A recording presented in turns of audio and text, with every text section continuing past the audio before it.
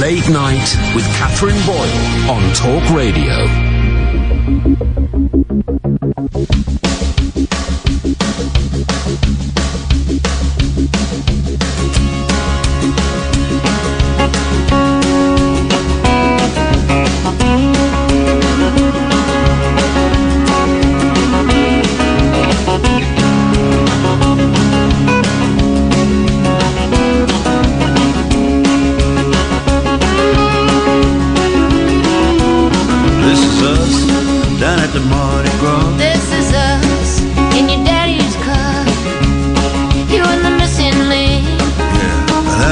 Too much to drink now.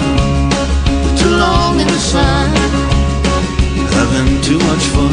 You and me and our memories. This is us. This is us. This is us.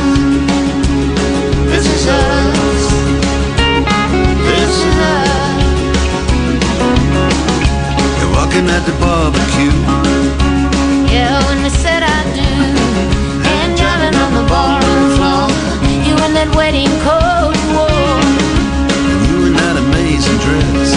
I was stoned on love, I guess. You and me, we were meant to be. This is us.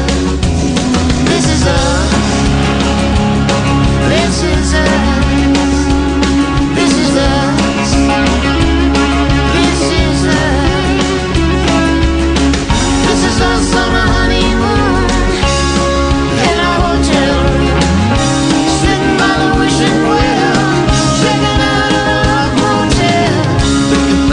Sunshine State. Waiting at the terminal gate. You and me making history. This is us. This is us. This is us.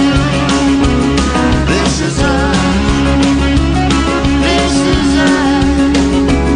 This is us. This is us. This is us. This is us.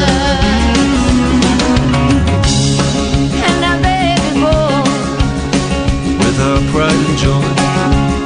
You at the Sunday game, standing next to what's his name, on our anniversary with the family.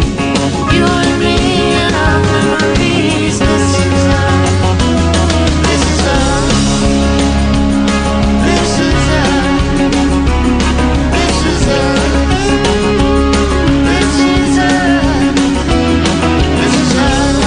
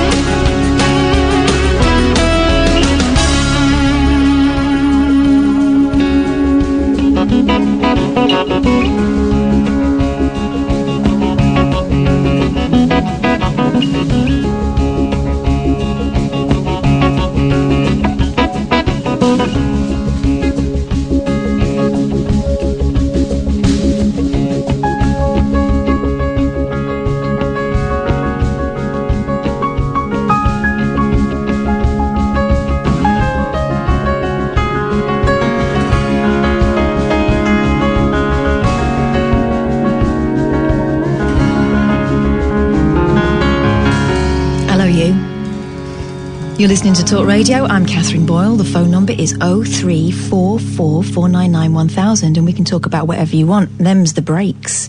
So give us a shout. If you want to send me a text, it is 87222 and you start your text with the word talk and that'll cost you 25p plus your standard network charge. Or alternatively, if you're more of a tweeter, it's at Talk Radio or at Flippin' Kath. Stephen's giving me a ring. Hey, Stephen. Hi, Kath. I've been thinking about our last conversation, so I'm glad you rang. Well, actually, I woke up that night the other day. Woke up, first of all, when the chap I feel sorry for him, who's got his eye problems and his kidney problems. Yeah. And I woke up precisely during that conversation, which was strange, really, like synchronicity or coincidence, whatever. Yeah, because he was mentioning you.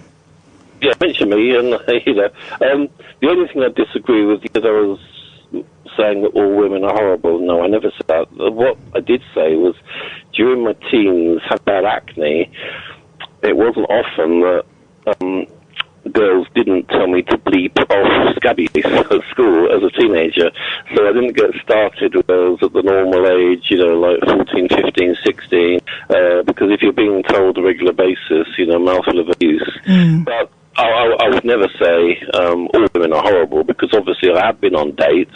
There have been huge gaps in between the dates, but no, so that was the thing I picked up on that call.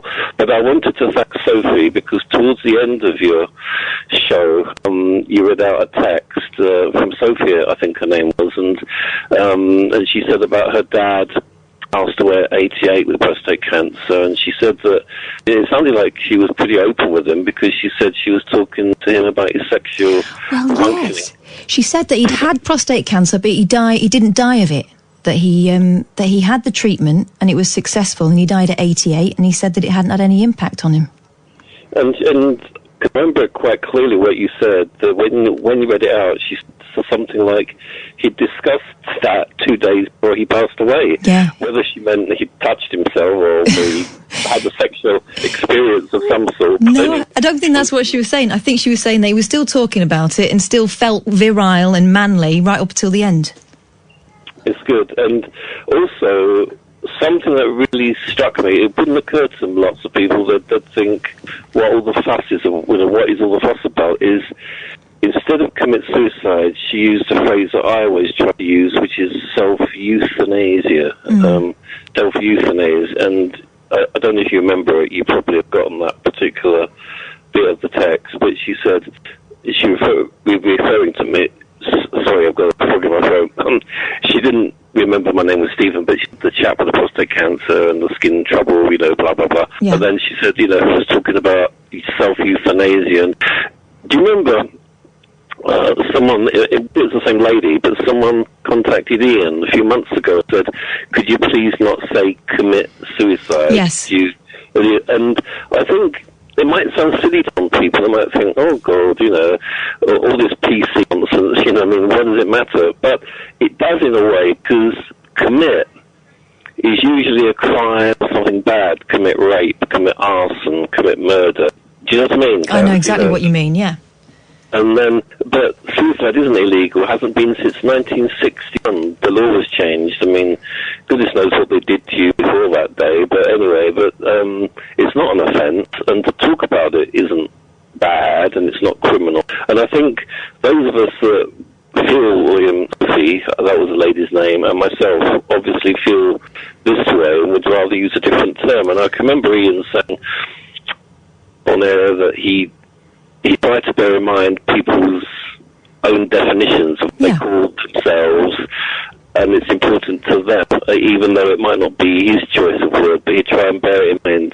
Do you remember that call? I do remember that, and it also strikes at the core of a lot of the phone calls we get from people who feel, who feel in a way that they are being told to modify their language, and they feel defensive about it. We get a lot of people who come on and they say, I don't understand what's changed. I used to be able to say this. You can't say anything anymore. Well, here's the difference. The people whose lives you're affecting have got voices. And if someone tells you that what you're saying is hurtful or offensive, why would you want to carry on saying it? And I think that lady in particular that you're referring to, she'd lost her son to suicide. Or by suicide. And so, obviously it was something that she found struck a chord with her. And I'm learning more to listen to the people who are affected by this stuff. Because we all want to be correct. We all want to speak in terms that are proper and that are recognised by other people. But at the same time, things are changing, and change isn't always necessarily welcomed by some people, but I think that I'm willing to listen, and I think that makes a difference. I mean, in that case, I wouldn't be a fundamentalist about it. I wouldn't get struck if someone said, "Do you mean commit suicide?" I mean, I'd say yes, I'd go along with it, because it's not like the be-all and end-all. But I was really glad that those words just struck me. When you read it out and said, the chap, said my issues, and then she said, who discussed self-euthanasia, that really impressed me, because that's how I tend to talk, And it's funny, Cass, because I see a dermatologist every 3 months. She can do anything about the scarring on the skin. I mean, it's beyond treatments as such. But I once mentioned to her, I said, well, I may as well not be here. I may as well... I think I said away with myself on that occasion. And you know what impressed me? Just 2 words. She just said, please don't. And that sort of humble kind of way, if you know what I mean. It's the sort of thing a child would say, like, if your daughters might say to you, oh, please, Mum, can I go out, and then you say no, oh, please, Mum, almost a pleading, a sort of a touch of humility about it. And I was expecting her to say something like, Stephen, don't do that, because she calls me by first name, call her by her first name, but she didn't say don't talk stupid or don't be bonkers or something like that, She just said, please don't. And she said, will you see me in 3 months' time? And I said, well, all right, I can't promise forever. I'm not going to promise for the rest of my life. And that reminded me, actually, of things that Iain says to addicts and drinkers when they ring up and they say, well, I've been sober for a year, but I started drinking 2 weeks ago. He doesn't have a go at them and say, oh, you trip, you've let the side down or something. He just says, well, you've got to pick yourself up again. And then someone else might have been sober 20 years and they're still sober. And then, because we're all individuals and we need to be treated as such, don't we? Yeah, and I think sometimes for some people, and I've had times in my life when I found life a struggle, and sometimes it's about getting through a day, and sometimes it's about getting through an hour, and sometimes it's getting through the next minute. But people, this time of night does things to people, and it's that moment where the world gets quiet and then the thoughts in your head get loud. And I'm glad that people can ring up here and we can have a chat about stuff. And I think there's that level of distance. Sometimes with your friends, you don't want to worry them, you don't want to upset them, but because there's that slight level of distance, we don't really know each other, people are a lot more honest, and I really appreciate that. Yeah, no, I think so too. So I wanted to say thank you to Sophie. I don't think I've ever heard her on the line. So is she a regular caller? But I don't think so. No, I don't think so. I think she just felt moved to engage because of what you'd said.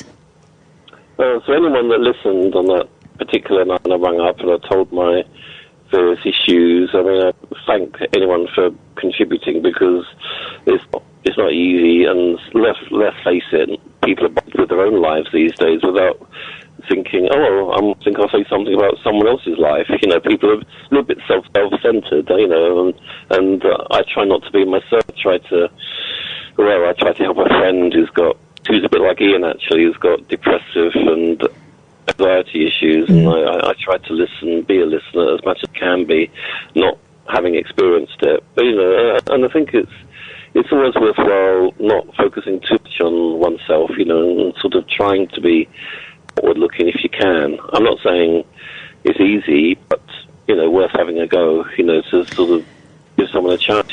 You know what I mean? Yeah, I know exactly what you mean. We talk a lot about the 12-step program on this show, and one of the advanced sort of stages is, once you feel like you've got level, it's about being of service to other people and doing things that are, they call it estimable acts, things that gives you self-esteem. Doing things that are selfless and kind makes you feel better about yourself, and there's nothing wrong with that.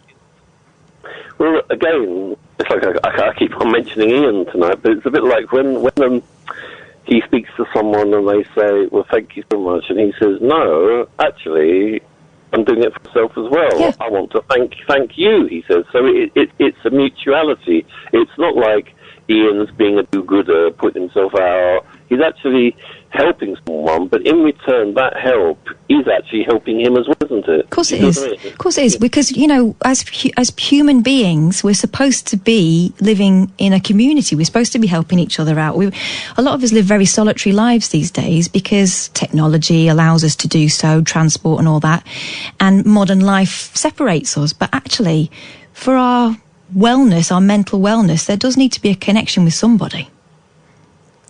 Not sure. In my case, a bit ironic that I end up ringing a national radio station rather than thousands of friends, which I do not have. You know, so it's easier in a way to ring you than to speak to people. And as you said, lots of people would be worried if I was to say, well, I'm thinking of self-euthanizing. Well, I don't know what I meant. They'd say, well, do you mean suicide? And I'd have to say yes. And they'd be lumbered to that responsibility and think, oh gosh. And I would never say that to anyone and then go and do it, because that would be lumbering someone with the guilt. So I'd only talk about it in the abstract, but if I ever did do that act, I'd never tell anyone prior to it. I mean, but you know that it would still have an impact on the people that know you. There'll be people that love you and that you probably don't realise how much. Yeah, I know what you mean. But, like, I'd never ring you and say, yeah, well, I'm thinking of self-euthanasia, Kath, and then I do it in 20 minutes' time, you know, because that's really, really unfair, you know, because if ever you found out, you think, oh, God, I spoke to him just before he died, and, you know, that would be awful. And I've got more responsibility towards you and towards the people than that, you know, so, and to see my skin specialist, I'd never say, sure, I promise I'll do it for the next 3 months, and then go ahead and do it, because that'd be a dirty trick, really, you know, giving her the guilt, and, you know, she was the last person to ever see me, so, and yeah, it's grossly unfair, I think. Connections, you see, Stephen, connections. You feel responsible for other people's behaviour because you are connected. Yeah. I was going to, after the heavy stuff, are you in the mood for something light-hearted? Always. Well, I don't know if you remember, you had me a few months ago. I fell for it. I was really gullible. I asked, have you heard from Jasmin lately? And, as it happens, she's the work experience. Haven't heard from Jasmin for such a long time, but this is how she used to talk. Yes, I was going to say, do you feel like doing a Jasmin? I've kind of forgotten what she sounds like. I miss her. I was going to say, I never did know the outcome of the sensory deprivation thing. I've heard some of the other things, but the sensory deprivation one, that must be about 18 months ago now. Must have that one. Well, I'm hoping she took the goggles off. That might be why we've never heard from her again. But yeah, she's an interesting person, Jasmin, a real character, and I do enjoy listening to her talking about her experiments. I wonder what's going on with her. Jasmin in Switzerland, give us a call, because you got a fan in me, and Kath likes to hear from you as well. But we like to hear your voice, and so we've been up to your experiments with life and science and everything. Yeah, and see what you're up to. All right, Stephen, I'm going to say good night to you. Good night, and nice to speak to you again this week. All and right. by the way, I mean, I'm not patronising when I say this, but I think you're a very good job at doing this. When people have said, well, why can't it be Howard Hughes? Someone said a couple of nights ago, why can't Howard Hughes step in? No, I mean, why not you? You can do a good job, and you do a good job. You don't need one of the others to step in and do this slot. You know, you can easily do it. I think you're fine as a broadcaster. Thanks very much, Stephen. That's really kind of you. Take care of yourself. Good night. 0344 499 1000. I think I just got myself a new agent. Late Night with Katherine Boyle on Talk Radio. 0344 499 1000's the number to ring. Hi, Kai. Hello, Katherine. Hello. How are you keeping? Not really good. I kind of wanted to ask you a question, if that's all right. Like, tell you a story behind it and see what your view is on it. Go on. Basically, because I'm a part of the LGBT community, I class as gay. I've got a friend we go to events, because I'm going to put it bluntly, I'm a kinky guy, if you see what I mean. All right, so we're talking events. Yeah, yeah. I'm not sure how much I can say on here or not, I don't know. Go on, say it. Kind of like bondage and stuff. All right. Bondage and stuff's fine after 10 p.m, I think. Okay, yeah, sorry, I didn't know how much I could say, but it's stuff like that. All right. And basically, my friend had a bad past. Basically, he was an ex-sex offender. He was put on the list. Oh, blimey. And basically, I find it a bit unfair. Basically, the police were pretending to be 14-year-old online. He did say stuff, but I don't know how to put it. Like, do you see what I mean? Like, he's never met them, but because what he said online, it got him into trouble. Do you see what I mean? Like, yeah, okay. I'm not on his side. And basically, anyway... the thing is, it could have been a 14-year-old. He didn't know that, did he? No. Like I said, I'm not on his side, but at the same time, I know people can change, if you see what I mean. Okay. And basically, someone's dug up his past and admitted it to all these events. And now I feel a bit bad for him because they're judging him, if you see what I mean, from his past. Right. And I just wanted to ask, and maybe people listening could say their bit as well, do you think people can change? Because he seemed like a nice guy. He told me, he opened up to me, and yeah, I agreed with him, he can change, and there's been no warning signs since. Do you see what I mean? Like, yeah. How long ago was it that it happened? While he was younger, because he's like in his 50s, 60s now. Right. Like, and so it was when he was younger. Do you see what I mean? How much younger, though? I think it was at least like 6 years, if not more. Yeah. Like, if it was recent, I could understand why people were judging him. Do you see what I mean? Like, if it was like a year ago. Yeah, I do know what you mean. From. I do know what you mean. So what happened with this case? Did he get prosecuted and put away? Basically, he got I think the word's rehabilitated. I can't pronounce it properly. Rehabilitated. So yeah, and basically they said with his new life, he should live in harmony and everything. But whoever's leaked it is basically wrecking it. Right. You see what I mean? Yeah, I know what you mean. I know what you mean. But he's sorry, carry on. Sorry. No, sorry, Kai, you carry on. Like, I know people are going to judge, but it shouldn't really affect him going to events. Do you see what I mean? Like I said, it was the past. This is an event for adults, right? It is 18 plus, but basically because people run it, of course. I spoke to the people who run it, and they said that because I think there must be people with special needs, I assume, who go, because I have autism as well, so I can understand. And they're saying it's their responsibility. Do you see what I mean? I see what you mean. I think that for people, once they know that this information is out there, they'll be thinking about his welfare as well as everybody else's, because you don't want him getting beaten up because he goes to one of these parties, do you? Yeah, and I'm kind of annoyed because he's saying I don't think we can be friends anymore because it's going to be out there and it's going to spread around. He's just basically thinking about your reputation. Safety. Yeah. Because, like I said, people can judge, and I don't know, I just find it unfair. Like I said, it's his past, and he hasn't done anything since. Well, your relationship with him is down to you. How old are you, Kai? I'm 18. And, like, he's a good friend, because, like, if I'm honest, I've been depressed. I still am, but he's understood me, and he's fought my corner, because sometimes at these events, they say they're inclusive, but they're not, because, like, do you see what I mean? Like, sometimes people with autism need a bit more. Do you see what I mean? Like, I don't know how to put it. Yeah, so that you need to. Yeah, I know exactly what you mean. People with autism will have sort of needs that other people might not think twice about, in terms of knowing what's going to happen, feeling in control of the situation, not having any, I guess, too many surprises. Yeah, and because sometimes I'm not good socially, they don't keep that in mind, and my friend fought for me for that, if you see what I mean. Yeah. Do you think that you would be capable of going on your own? I think I will, just because there's group chats to do with the events as well. There's one person who specifically bullies me, and that's why he fights my corner, because they say they're inclusive, and because he doesn't specifically attack you and call you names, he gets away with it. Do you see what I mean? It's on the borderline of like attacking, if you see what I mean. All in all, Kai, it sounds like it's not the best environment for you anymore. That's just the group chat. When I actually go, it's all right. Okay. Wouldn't... Yeah, but... Do you have to be involved in the group question. chat, Kai? Yeah, I'm like... My friend fights on my side, and it's literally just that one person. So I sometimes do lose my temper, but the admins don't really do anything.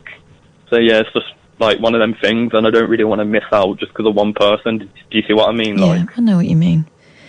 I can kind of see why people don't want to... I can see why people have got a problem with your friend.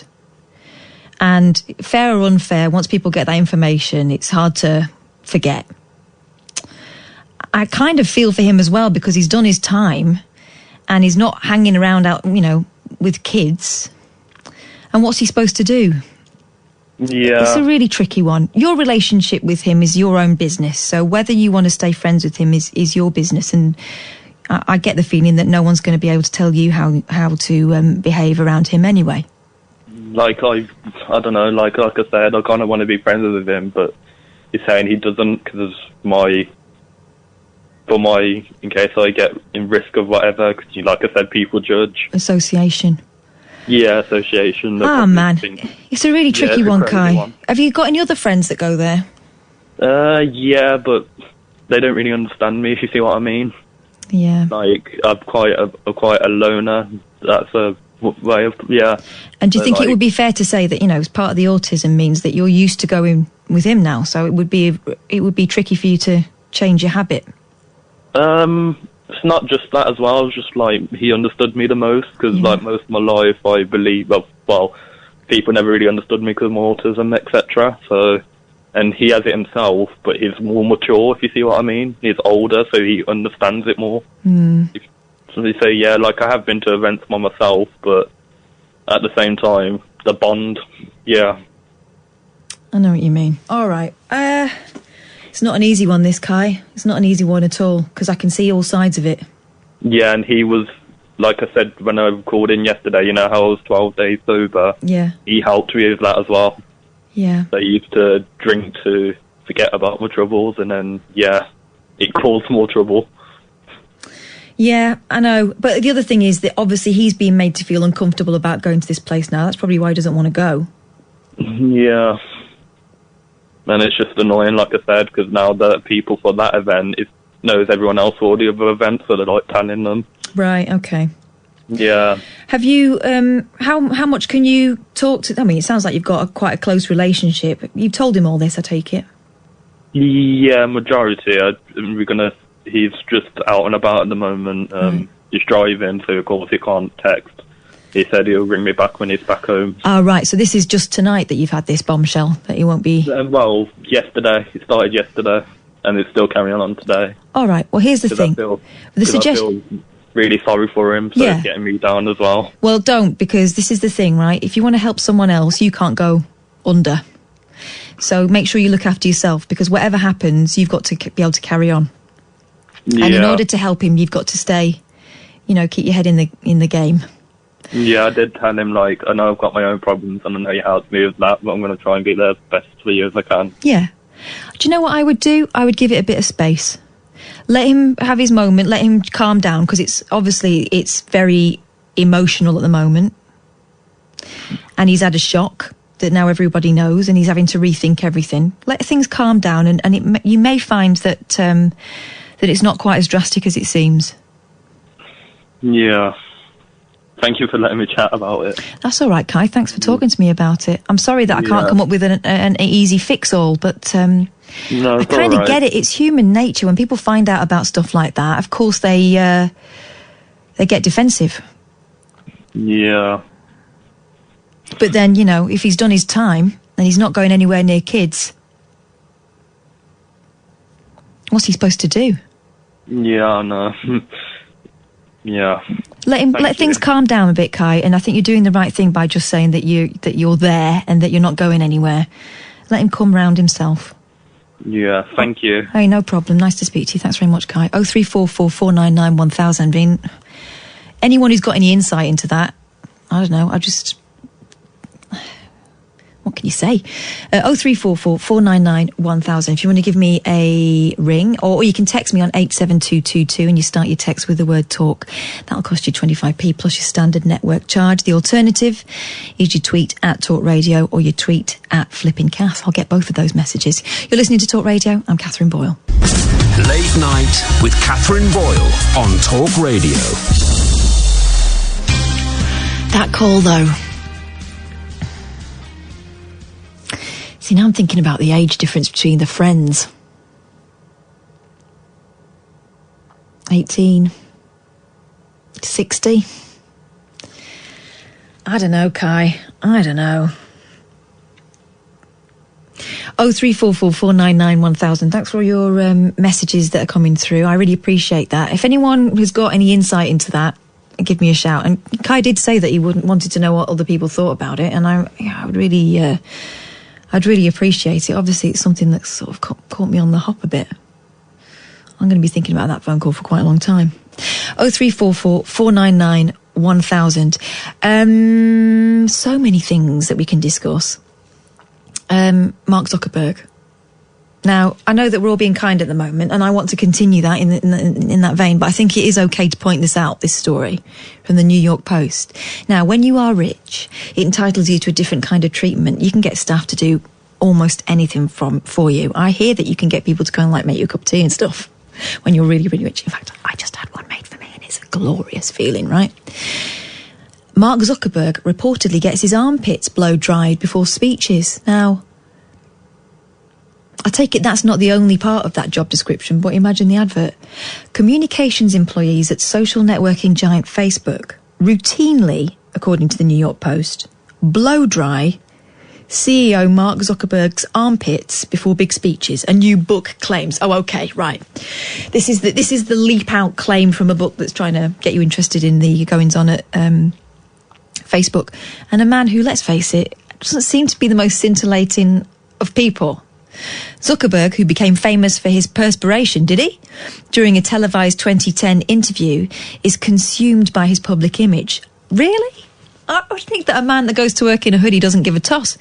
According to a Bloomberg review of Stephen Levy's new book, Facebook, The Inside Story.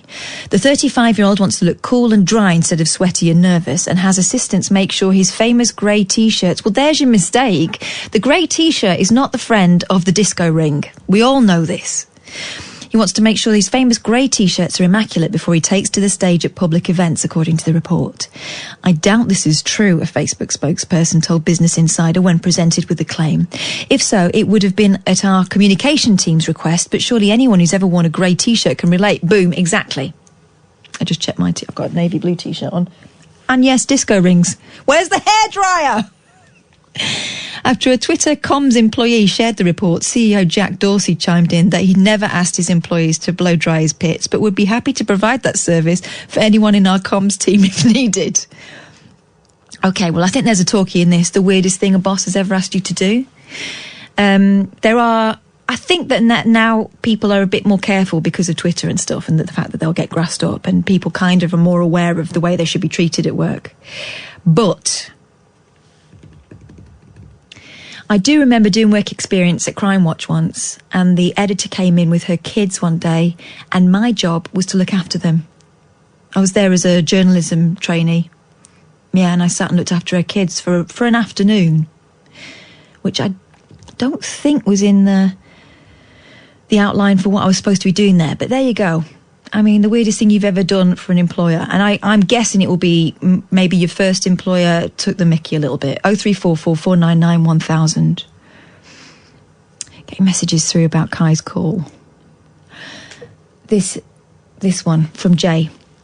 Kai, he says, don't trust him. My cousin was sent down for 4 years and put on the CPR for 14 years. He had a week left of the 14 years and he was caught again downloading child porn. They never change. I mean, there you go. That's one person's opinion, Kai, if you're listening. I don't know, that call. If you want to send me a message, 87222, and start your text with the word talk. I could do with a hand on this one, I think. Text will cost 25p plus your standard network charge. You know, I remember talking to a guy called Ray Wire who used to run a rehabilitation project in Milton Keynes for people who'd been caught contacting children or downloading child abuse images, or actually who abused children, physically, sexually abused children. And it was in his mind that you couldn't rehabilitate someone like that. But then, what is the answer? We were talking about this with Angelo Clary last week. Do you remember? His daughter is one of the women at the centre of the R. Kelly allegations. And he was talking about this project he set up called Team Truth. And he feels like the problem was, especially with the Afro-American community, is that for years and years they've been allowed to just sort of sort out child abusers within the community. There was a story, and I don't know if you saw Surviving R. Kelly Part 2, but Robert Kelly alleges that he and his brothers say that he was abused by someone when he was a kid, and that, you know, in some way it's mitigation for the way he's been accused of behaving since. And they talked about how when the community found out what had happened, the police arrived and then they turned their backs while the men in the community beat him up. And that was kind of the end of the story. So this guy goes underground, you never hear from him again. But also he doesn't get any rehab, he doesn't get sorted out. The problem doesn't get addressed. The kids don't get any kind of therapy because no one talks about it again. It's like it's sorted. Except it's not, is it? And not everybody that is abused as a child goes on to be an abuser, but there are some statistics that suggest that some people do. So obviously leaving it alone is not the answer. So Angelo Clary is talking about not only sort of breaking the silence because, you know, the victims need help and they need to know that what happened is not their fault and the shame they're carrying is not theirs. And in order to address that and to stop the cycle continuing, and people leading, if, you know, if they don't become abusers, they're certainly messed up around sex and relationships. That's the danger. In order to stop that cycle, he believes you've got to talk about it. And God, this programme, this show that we do here, I think we hear this story coming up, different names, different places, but we hear this story coming up time and time again, don't we? People that are carrying shame around that is not theirs and turning it on themselves. But the thing is as well, if people have these tendencies, if people feel like they have an attraction to kids and they're not doing anything about it and they don't want to do anything about it, if they're asking for help, wouldn't it be irresponsible not to offer them as much help as possible?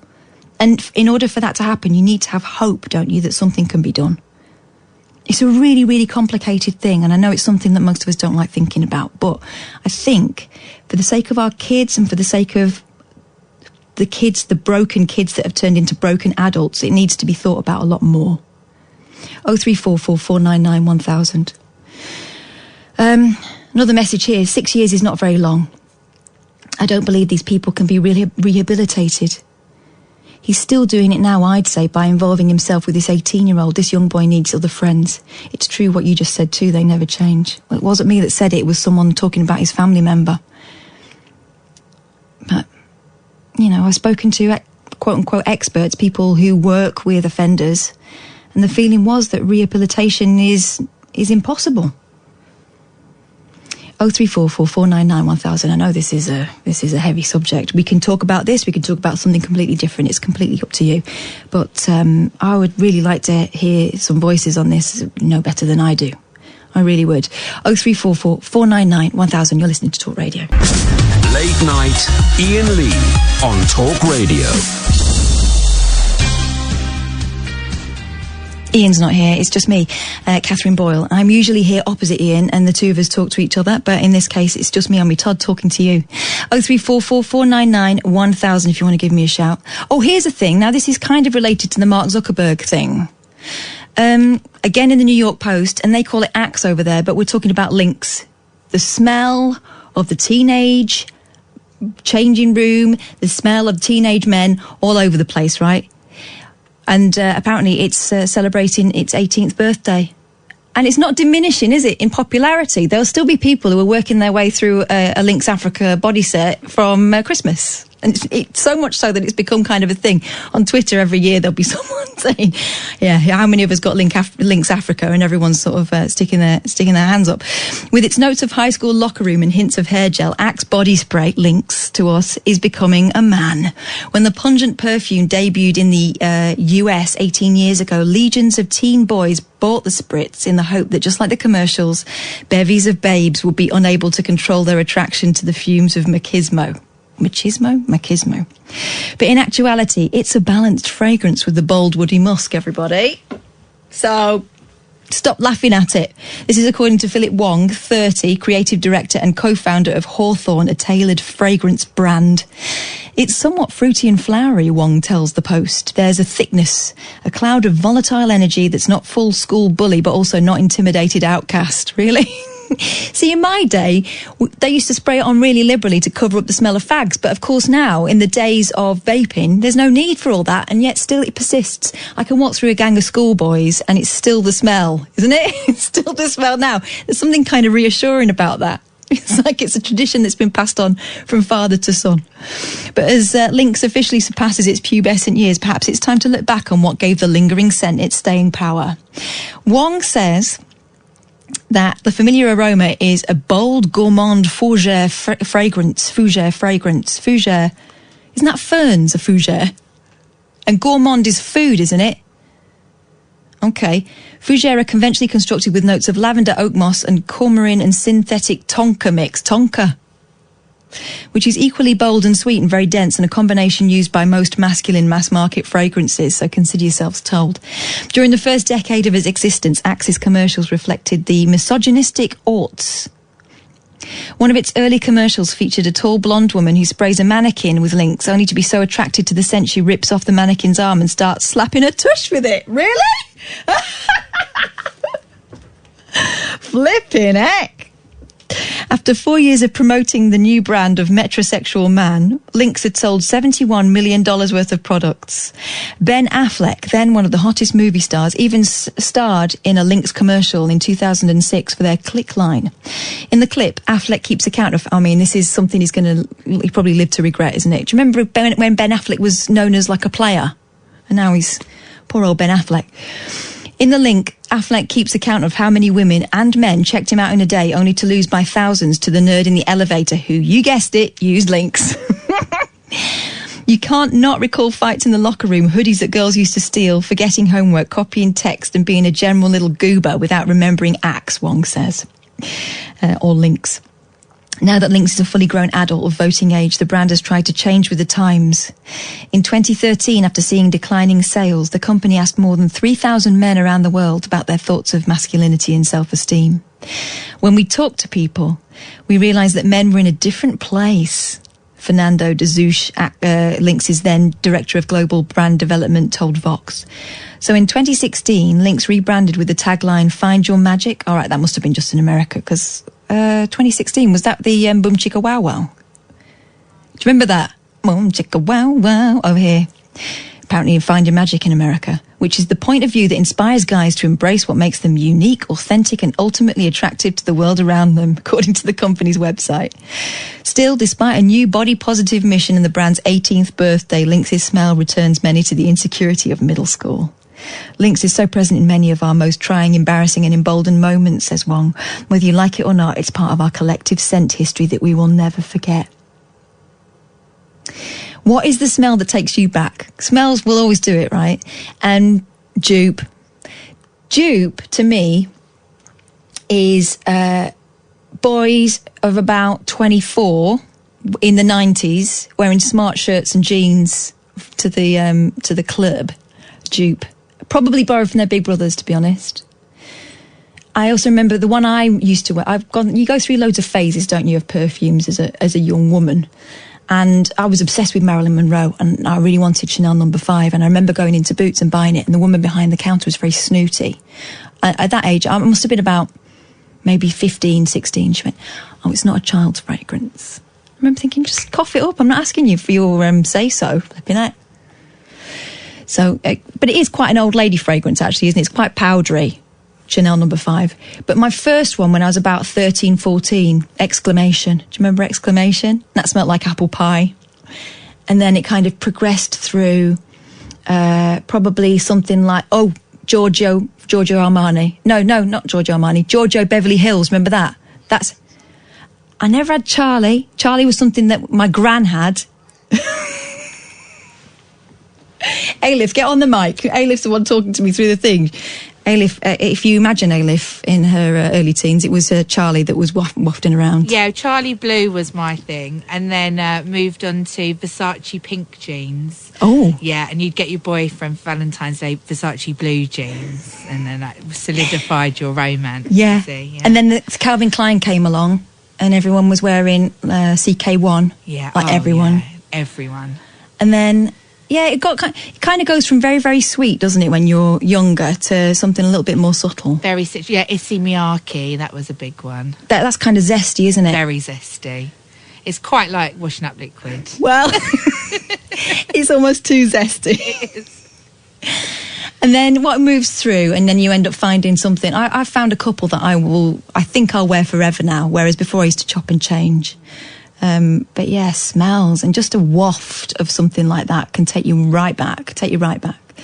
And actually, I remember Christian Dior Rive Gauche always reminds me of my mum in probably the late 80s, because that's quite, I don't know, punchy. And yeah, it's very, not cloying, but it's a very definite scent. And whenever I get a waft of that, that's my mum in the 80s. There we go. 0344 499 1000.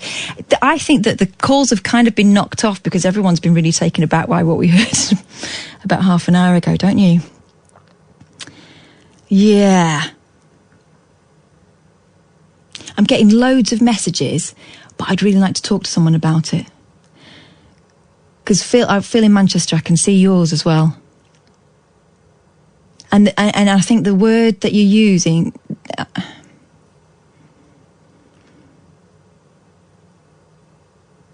He says Kyle is almost being groomed. It sounds like this guy is going to reoffend, but using Kyle as a cover. That's from Phil in Manchester. The thing is this guy always going to be under suspicion? You can't keep people locked up. He's had his rehabilitation. He says he's not done anything for 6 years. Kyle is an adult. I know he's 18 and this guy's 60. But, you only need to pick up a newspaper and you see old men married to younger women. I don't know what the level of their relationship is, but obviously they're going to sex parties, so it's fairly intimate. But I get what you mean as well. But it's that word almost, isn't it? Almost being groomed. Are you sure enough to be able to tell someone that that's what's going on? Because this is people's lives. But I get it. And, all right, here's the thing. Honestly, Kai, if you were my brother, I'd be telling you to steer clear. Because like this guy is saying, this guy is telling you himself that he thinks that you would be at risk by hanging out with him now that everybody knows. He's telling you that he doesn't want you around, isn't he? That's the thing, right? I can see all sides of this. I have some sympathy for this guy, not because of what he's done. I think what he did was disgusting, so don't get me wrong. And there'll be people hearing me say this and making up their own stories about it. I think what he's done is wrong. I'm glad he got caught. I'm glad he got put through the system. It's not cut and dry though, is it? And like I say, if it was my family member, if it was my friend, I would tell him to steer clear, but that's because my priority would be their safety, their well-being, and the fact is that this kind of mud sticks. 0344 499 1000. Tell you what we'll do. We'll take a break. I can see Alistair and I can see Max, and I would really love to speak to you about this. I'll take a break. We'll have a think about it. We'll come back on the other side of the news and we'll talk. And thank you to everyone who's sending messages through, because I know that this is a really, really tricky thing to talk about. And we don't know the full story. I only know the bits that Kai told us, and he was being careful. It's a really tricky one. 0344 499 1000. You're listening to Talk Radio. My name's Katherine Boyle, and I'll be here with you through till 1 o'clock this morning. If you want to send me a tweet, you can do it via @TalkRadio or @FlippingCath, or you can send me a text, as quite a lot of you are doing tonight, understandably, on 87222. Just start your text with the word talk. That text will cost you 25p plus your standard network charge. This is Talk Radio. Late Night with Katherine Boyle on Talk Radio.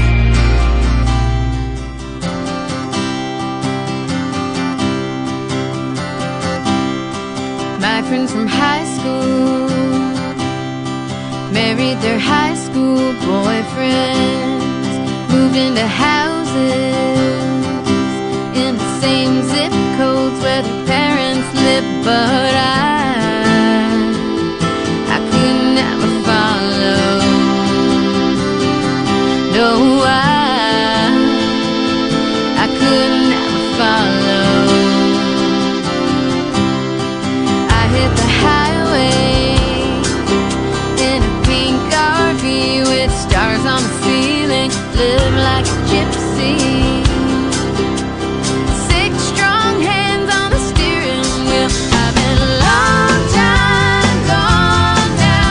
Maybe someday I'm gonna settle down, but I've always found my way somehow by taking the long way, taking the long way around, taking the long way, taking the long way around.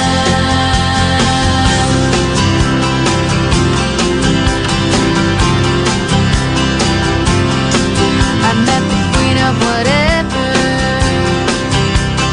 drank with the Irish, smoked with the hippies, moved with the shakers, wouldn't kiss all the asses that they told me to. No, I could never follow. No, I could never follow. It's been 2 long years now since the top of the world came crashing down, and I'm getting it back on the road now, but I'm taking the long way, taking the long way around, taking the long way, taking the long way around.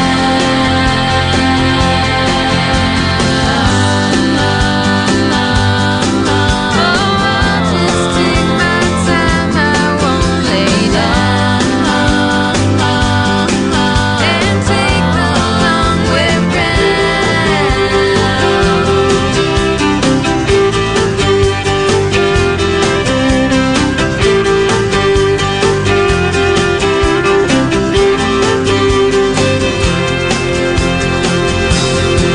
Well, I fought with a stranger and I met myself. I opened my mouth and I heard myself.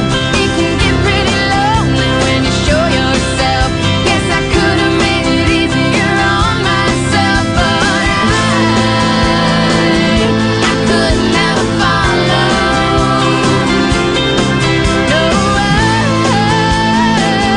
I could never follow.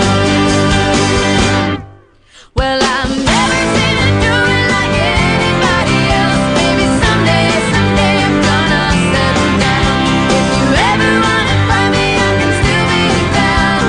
Taking the long way, taking the long way around, taking the long way, taking the long way around, taking the long way,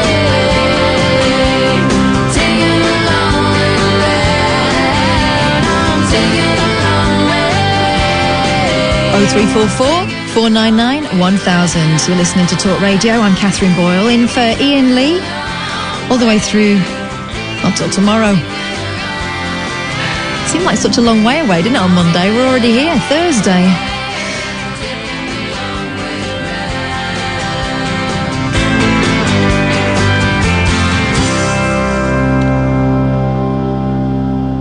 Oh, 0344 499 1000. Now, that call we had at the beginning of the show has got all of us thinking, and I don't know whether I handled it brilliantly, but I I gave my kind of honest response, which is why I'm really hoping that you might help me unpick some of this stuff.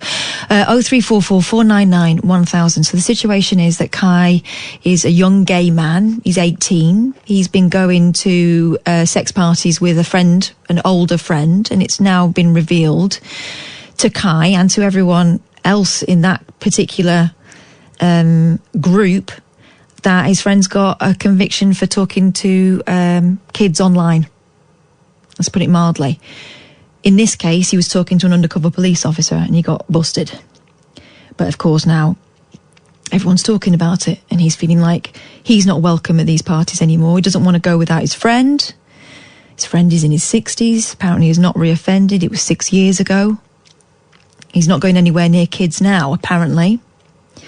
But a lot of you are very uncomfortable about that age difference. 0344 499 1000. Hi, Max. Hi, how you doing? I'm all right, thank you. Okay, just following up on the call from Kyle. I mean, I don't know what's right or wrong, but I've got two observations. The first is that the ages of 18 and 14 tend to show that there's a very, very strong preference for younger guys, which is fine. But well, 14's not fine. Well, it depends where you are in the world, because in some countries, of course, the age of consent is 14. Yeah, and in some countries, men marry 7-year-old girls. That's not right either, is it? In this country, it's not right. Well, what I'm saying is, I'm not able to judge that. However, wow. But I'm not, because anyway. Well, there's a power imbalance. Surely you can see that. No, I'm not disagreeing. I'm just saying that the first thing is that obviously the preference is still there. The second observation that I'll make is the reason why people don't think that, or people aren't rehabilitated in inverted commas in terms of that type of thing, is that because of just strong preferences, they will always be there. And, for instance, I've got a preference for blondes. I always have had, and I always will do. Most things that keep our preferences in check are sort of social conventions. In other words, what is right or wrong, what is acceptable in this country or Pakistan, or age of consent, etc. And once people break those social conventions, they tend not to come. They tend to stay there forever. For instance, sexual crimes, if I can put that in inverted commas once again, sexual crimes are probably the only crimes where, if you had, if somebody was overnight made a millionaire, those crimes would increase, not decrease. Now, most crimes, if you gave somebody £1 million, would disappear overnight. There'd be no more shoplifting and breaking and entering, etc. But with that type of things, people's preferences would actually be allowed to carry on. That's why they don't go away. Social conventions keep them in place, and once those social conventions are broken, they tend not to go away. Does that make some sense? I know what you mean. So it's their sexuality. That's not going to change, is it? Exactly. I will always be attracted to blondes. I can't help it. If it was illegal, I could keep that under control because my social conventions are that strong that I'm not going to break the law. But when I always attracted to blondes, can't help it. Mm-hmm. It's there. Does that make some sense? Yeah, it does. Thanks very much, Max. I appreciate that. Okay. 0344 499 1000. Let's have a quick word with Phil. Hey, Phil. Hello. Hiya, where are you on this? Well, my first point is, what age did he meet him at?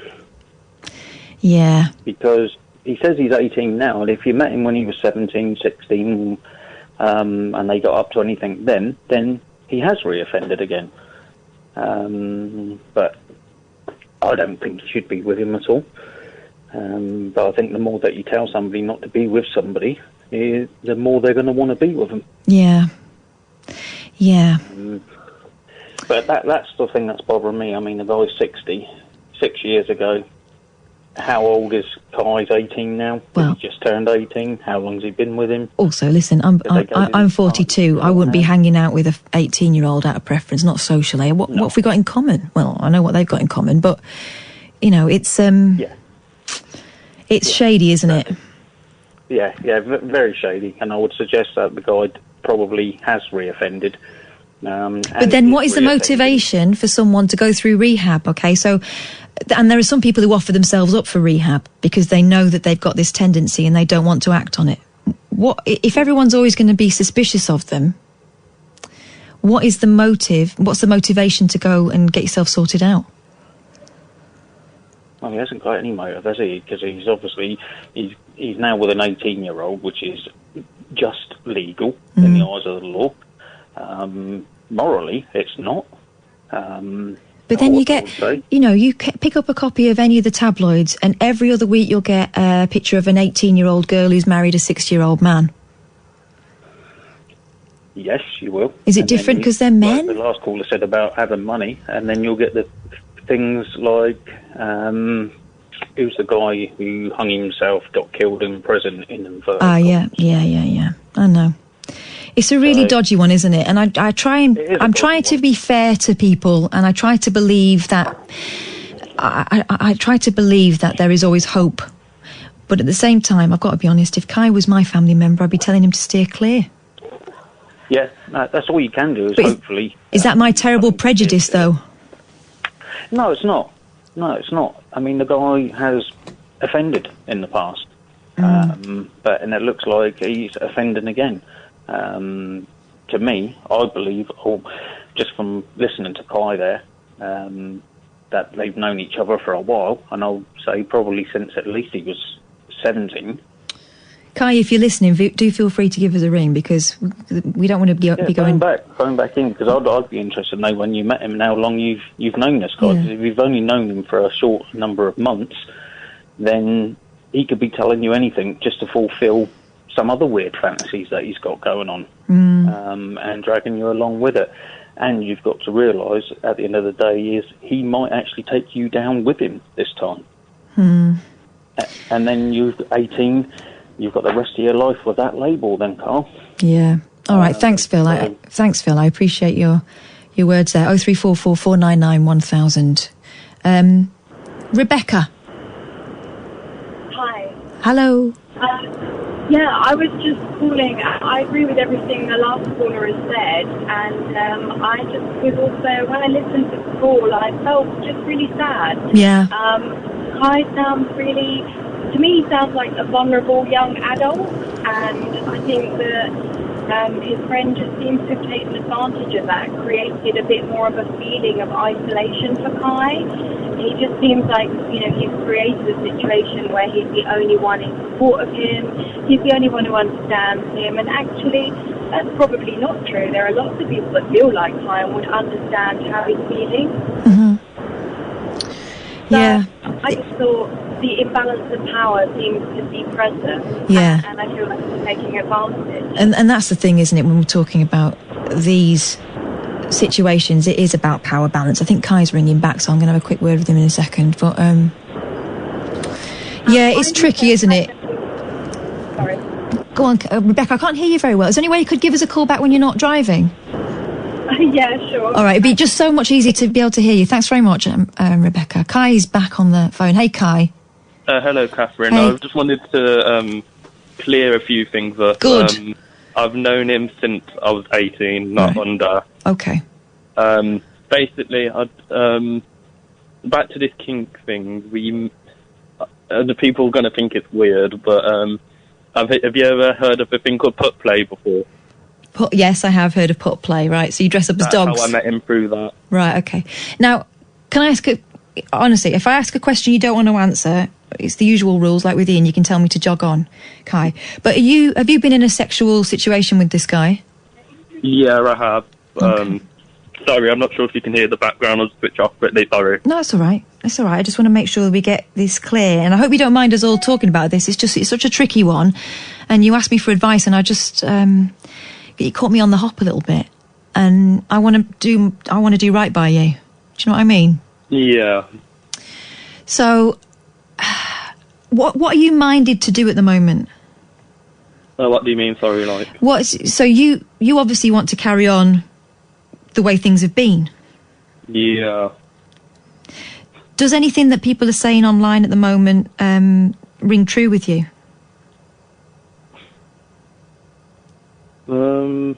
From like, because I've been listening after I rang. Do you mean like them? Sorry.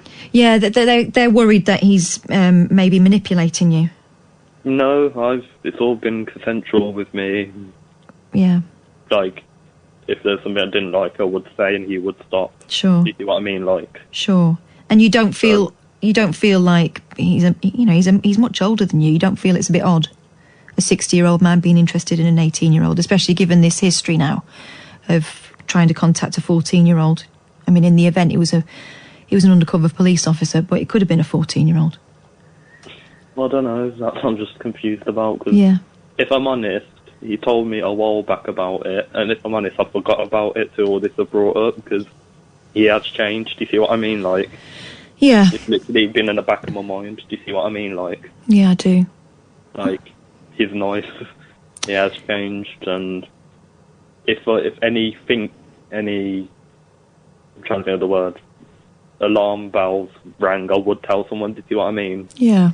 If there's been any hint that he has been doing it again, yeah, I would tell someone. Do you see what I mean? Like, but from my view, that hasn't been. You don't see that you're very young for him. I don't know. He's been there more. I don't know.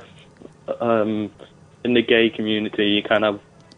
I don't know how to put it. Like, it's very sex orientated in the gay community, especially as a young person like me. Right. Well, any age, to be honest, not just young. Like, he has been there for me, and it's very rare we have sex, if I'm honest.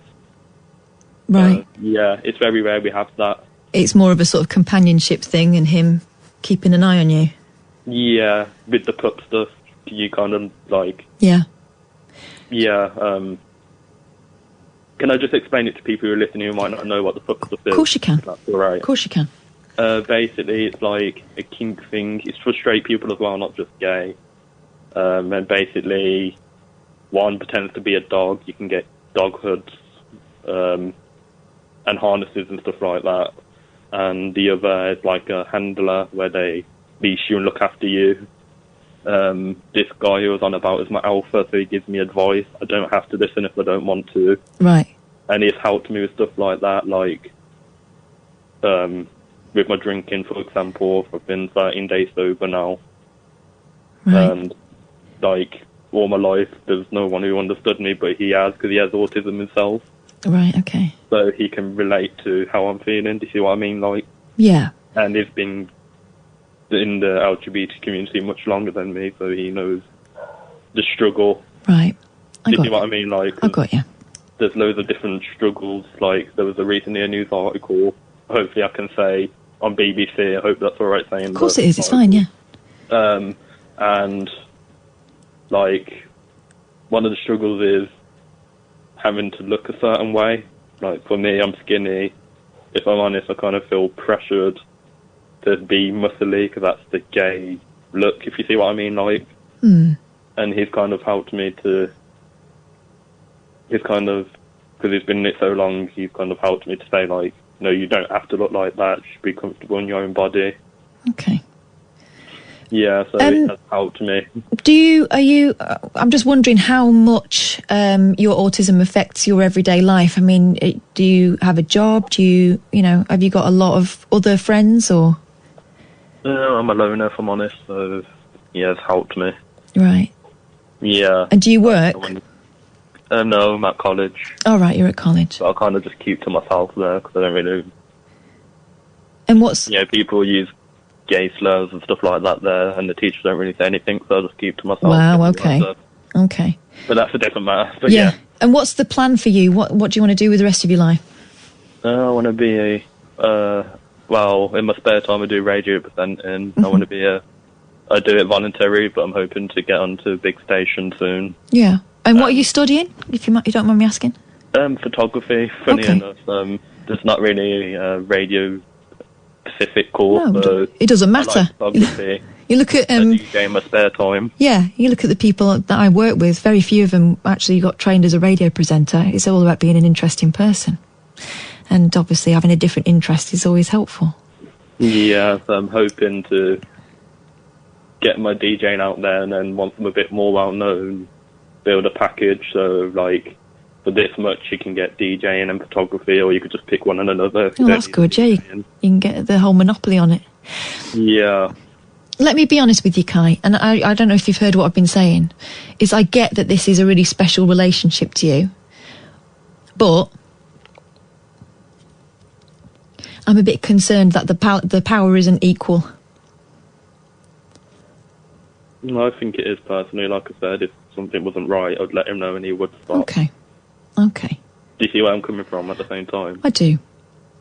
Like, he always says it. But he's worried that you're going to get tarnished, isn't he? Yeah, he said he's trying to change people's views, but it's not over yet. It could change people's views still, but it's a bit early knowing because it's only started yesterday. Do you see what I mean? All right. People's view could... Do you see what I mean? Like, yeah. You could go next to the next person, and then... Do you see what I mean? Like, all right. Get out of control, but... Here's what I think. At the moment. Here's what I think.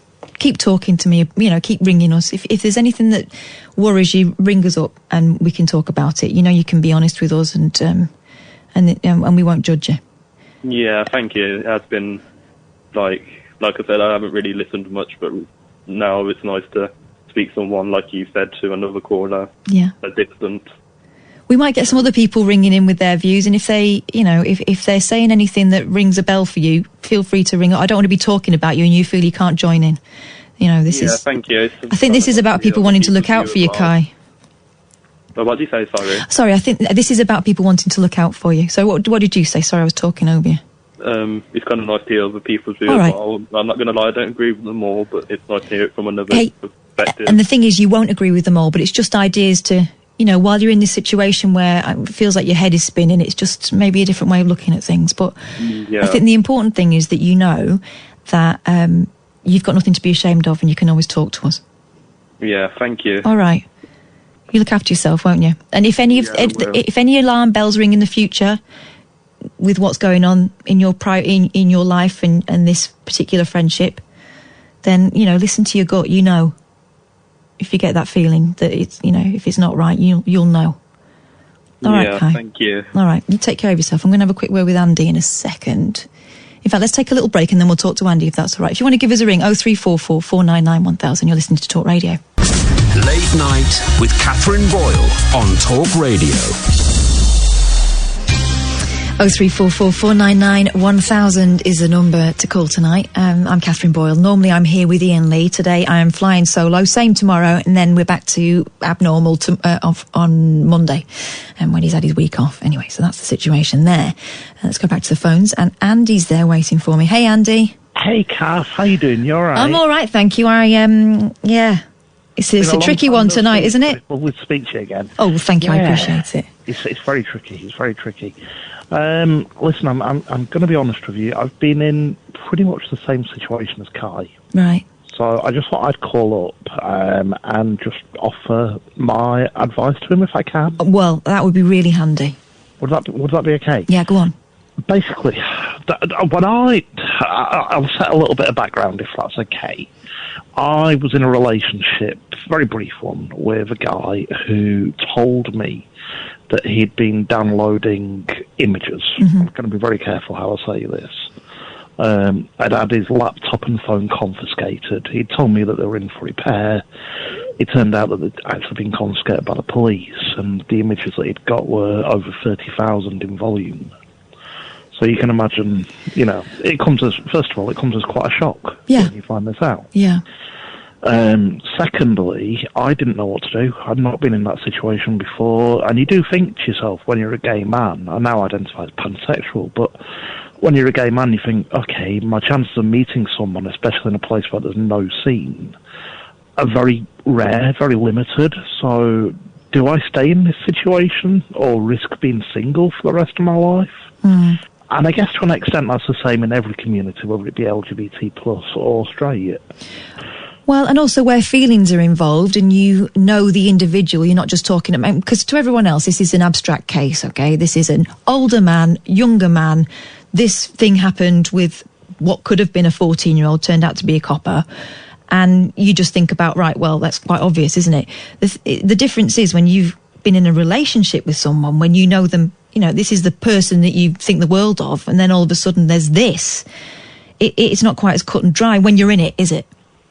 The relationship that I built up with the person, and I'm being very careful not to mention them because that wouldn't be fair on them, mention them by name, Yeah. was built on trust, just as I think any intimate relationship is. Now, when you build up trust in someone, as you know, when you find out something that shocks you, a secret, whatever it may be, you begin to think, well, what else is it that I don't know? Yeah. So I don't know for certain that the person who I was in the relationship with was on chat rooms, but maybe he was, maybe he wasn't. And ultimately what Kai does is up to him. But I'll give you the advice that I was given, and you can probably see from this and tell from this why I had to end the relationship immediately.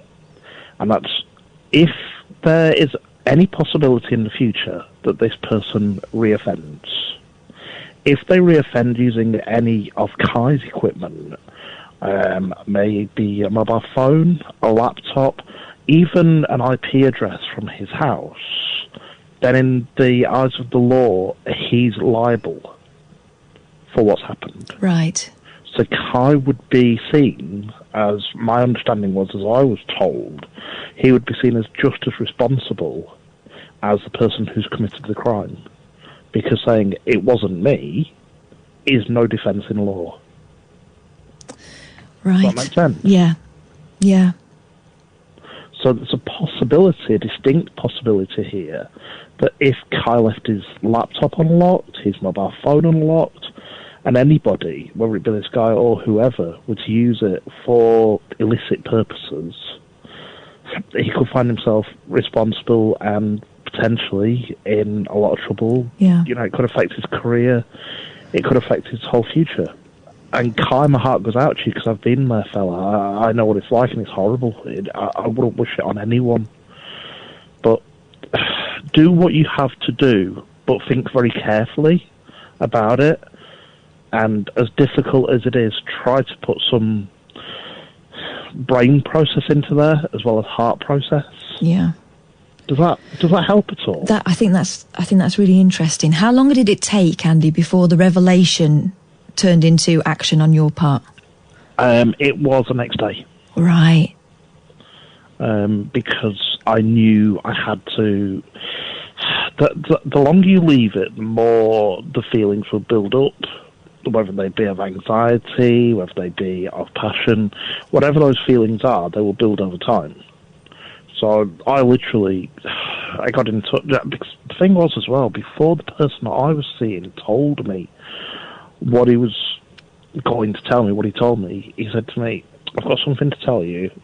I need you to stand by me. Oh, hang on a minute. He can't make that decision for you. Exactly. But because I was in love with him, I said, yeah, whatever it is, we'll work for it together. Yeah. Not imagining for a second it would be this. Exactly. Thinking, you know, he's probably seen someone else on the side, he's having an open relationship, you know. I don't know, maybe he's got a court date coming up for a speeding offence or a parking ticket or something, you know what I mean? And then when they drop this, and I'm very much, if I make a promise to somebody, I will do everything I can to keep it. Yeah, you're a very loyal person. Yeah, I try to be. You know, I try to be because I would hope that people would be the same to me. Mm-hmm. But it's such a difficult situation to be in. But you've got to think about the rest of your life, Kai. You've got to think about, and I've been to fetish parties, I've been to sex clubs, I've lived very much the life that you described. I'm considerably older, but I've very much had those experiences. And what I'm saying is, you do what you have to do, but don't risk the rest of your life going wrong. Well, here's another factor. If he's talking about wanting to be a DJ stroke photographer, so covering events and stuff, if you end up with some sort of record as a result of something someone else does on your computer, for example, or your mobile phone, that's that dream shot, because you will not be allowed anywhere near kids. I'm imagining that most careers in showbiz, whatever, you've got to have some kind of, I think it's still called DBS check. Yeah. You know, and once you fail a DBS, I mean, this person that I was seeing was a security guard. Right. And he knew that as soon as his latest DBS was up, he was in trouble, you know? Be really interested, and without obviously telling this other guy's story, because that's his story to tell. Yes, but I'm being very careful. Yeah, and we're not naming him or anything like that or giving any locations. But did you feel like he saw himself as the victim rather than being someone who'd done something that he regretted and was trying to move on? I do. He actually said to me at one point, he said, I'm an addict, and I'm addicted to downloading these images and to this. And you had an earlier caller who said, well, in Spain, the legal age is this, and he's that. Yeah. He said the same thing to me, and that's not to cast assertions at all on the earlier caller, but it's no defence. No. You know, there's no defence against it. For me, it feels like what this is about is the power imbalance. If someone is not able to understand the relationship you want to have with them, then it's inappropriate. Yeah, absolutely. And if I can take that one step further, regardless of the, you know, the child discussions, the child pornography, you know, whatever it is, any relationship that is a power imbalance is not a healthy relationship. Mm. I know that from my previous experience. I've been in lots of relationships where there's been a power imbalance, and I've been the one who, if you like, for lack of a better term, has been the less powerful one. Right. And I know how badly it messes people up, because I've been through an awful lot as a result of that. Yeah. Don't get me wrong, I'm so glad I have, because I'm a better, healthier, wiser person for having done that. Yeah. But Kai is 18 years old. You know? I don't want to say that when you're young you don't know your own mind. You do. I don't believe that age comes into it. But Kai, don't do something now that you're going to live to regret when you're 88. Thanks, Andy. That's really helpful. Thanks. Really helpful. Thank you. It does make sense. And Kath, you're doing a great job this week, so keep up the good work. Thank you very much. I appreciate that. 0344 499 1000 if you want to give me a shout. We can talk about this. You can change the subject. It's all good. You know what we're like on this show for clunky gear changes. 0344 499 1000. I've got Alistair on the line. Hey, Alistair. Hey, you okay? Yeah, this is making you feel very uncomfortable, isn't it, this conversation? Well, it's a weird one, really, because obviously there's kind of a lot of variables there, which kind of we don't really know, do we? Mm. Putting my social work head on, my concern mostly would be around. Is it Kai? Or yeah, Kai. Kai's ability to judge whether or not the relationship he has with this chap, whether it's abusive or not. Now, he seems to be saying that he doesn't think it is. The problem is that I haven't heard everything that's already been said, by the way, so apologies if I'm repeating it, because the phone was a bit dodgy. But yeah. I would say that the first alarm I thought was, why is this chap saying, I'm not sure that we can be friends again? Mm. Did he address that? Because that might be part of the manipulation. Well, to begin with. I think the feeling from Kai was that this guy was trying to protect him from other people's prejudices, is the unspoken part. Yeah. So, and did he say that he'd had relations with him? Yeah, he said, but they're not entirely, you know, they don't always have sex with each other. It's more kind of almost a protective friend, someone who's guiding him through. Yeah. Yeah. Yeah. My hope would be because, I mean, I heard the bit where he said he sort of went to college and he kept himself to himself. And he finds him quite homophobic at college, so obviously he's feeling like he's being made to feel different and isolated. I mean, I would just hope that he could speak to either another friend or a family member about it, because they would know more about him and more about what his capabilities are and what judgments that they think that he can make sensibly or not. Yeah. But it's really difficult, and I personally thought you handled it really well, Catherine, because you did say to him in the first call, Kai, I'm not sure that you should be in that environment, which I agree with completely. Having said that, if he's going to be, if that's what he likes to do, then obviously he may not he may not so desist from that. Yeah. It wasn't even about the kink stuff, to be honest. It was more about being in an environment that could turn hostile. Yes. Whether in terms of the other people's reaction to what this guy has done. Yeah. And assumptions, because what was being said was that this fella was concerned that Kai might be tarred with the same brush, and it's something that obviously he's thinking about too. It's a really tricky one.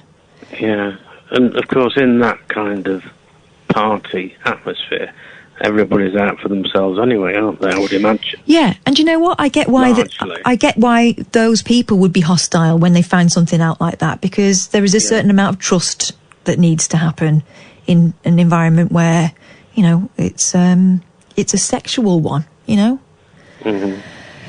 the overriding thing I want for Kai is that he's not too ashamed to talk to someone about what's going on, because the worst thing to do would be for him to be completely dependent on one other person for his views on what's happening, and for it to be the person who is entirely partial to what decision he might make. Do you know what I mean?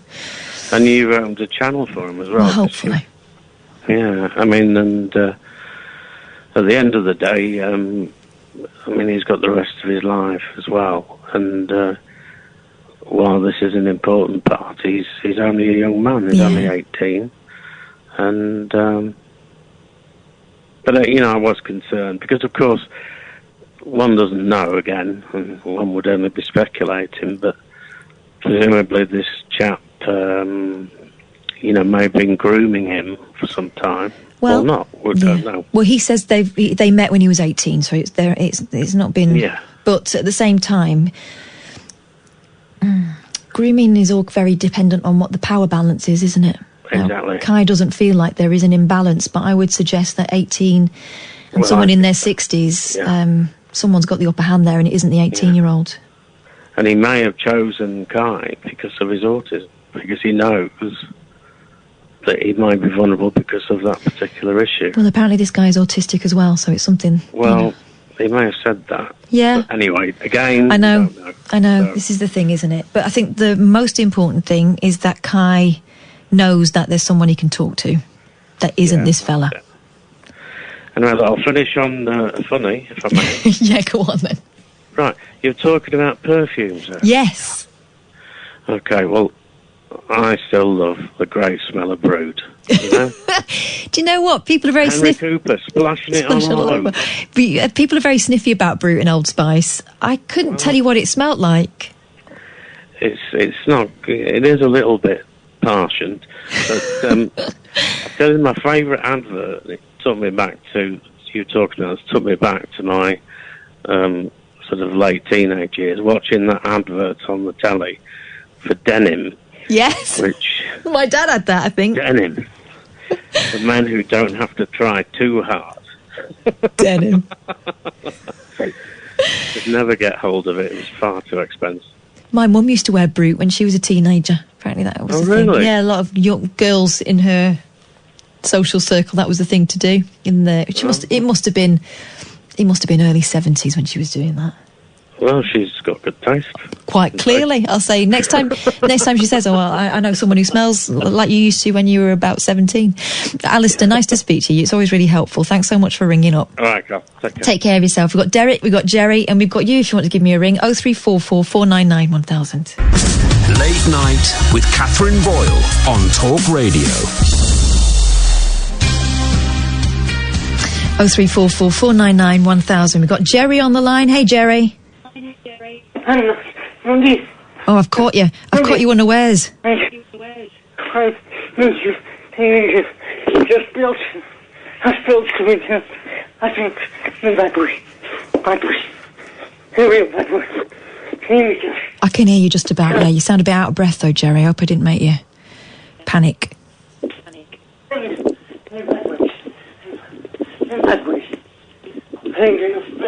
Oh. Shut this. You're shutting the door. I'm always. Leave me this piece.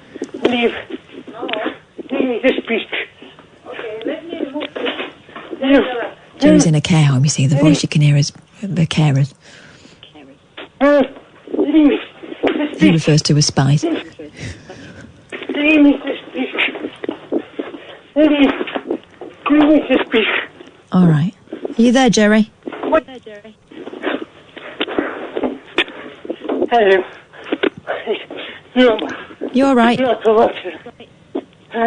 You know, it's just, I think. Yes.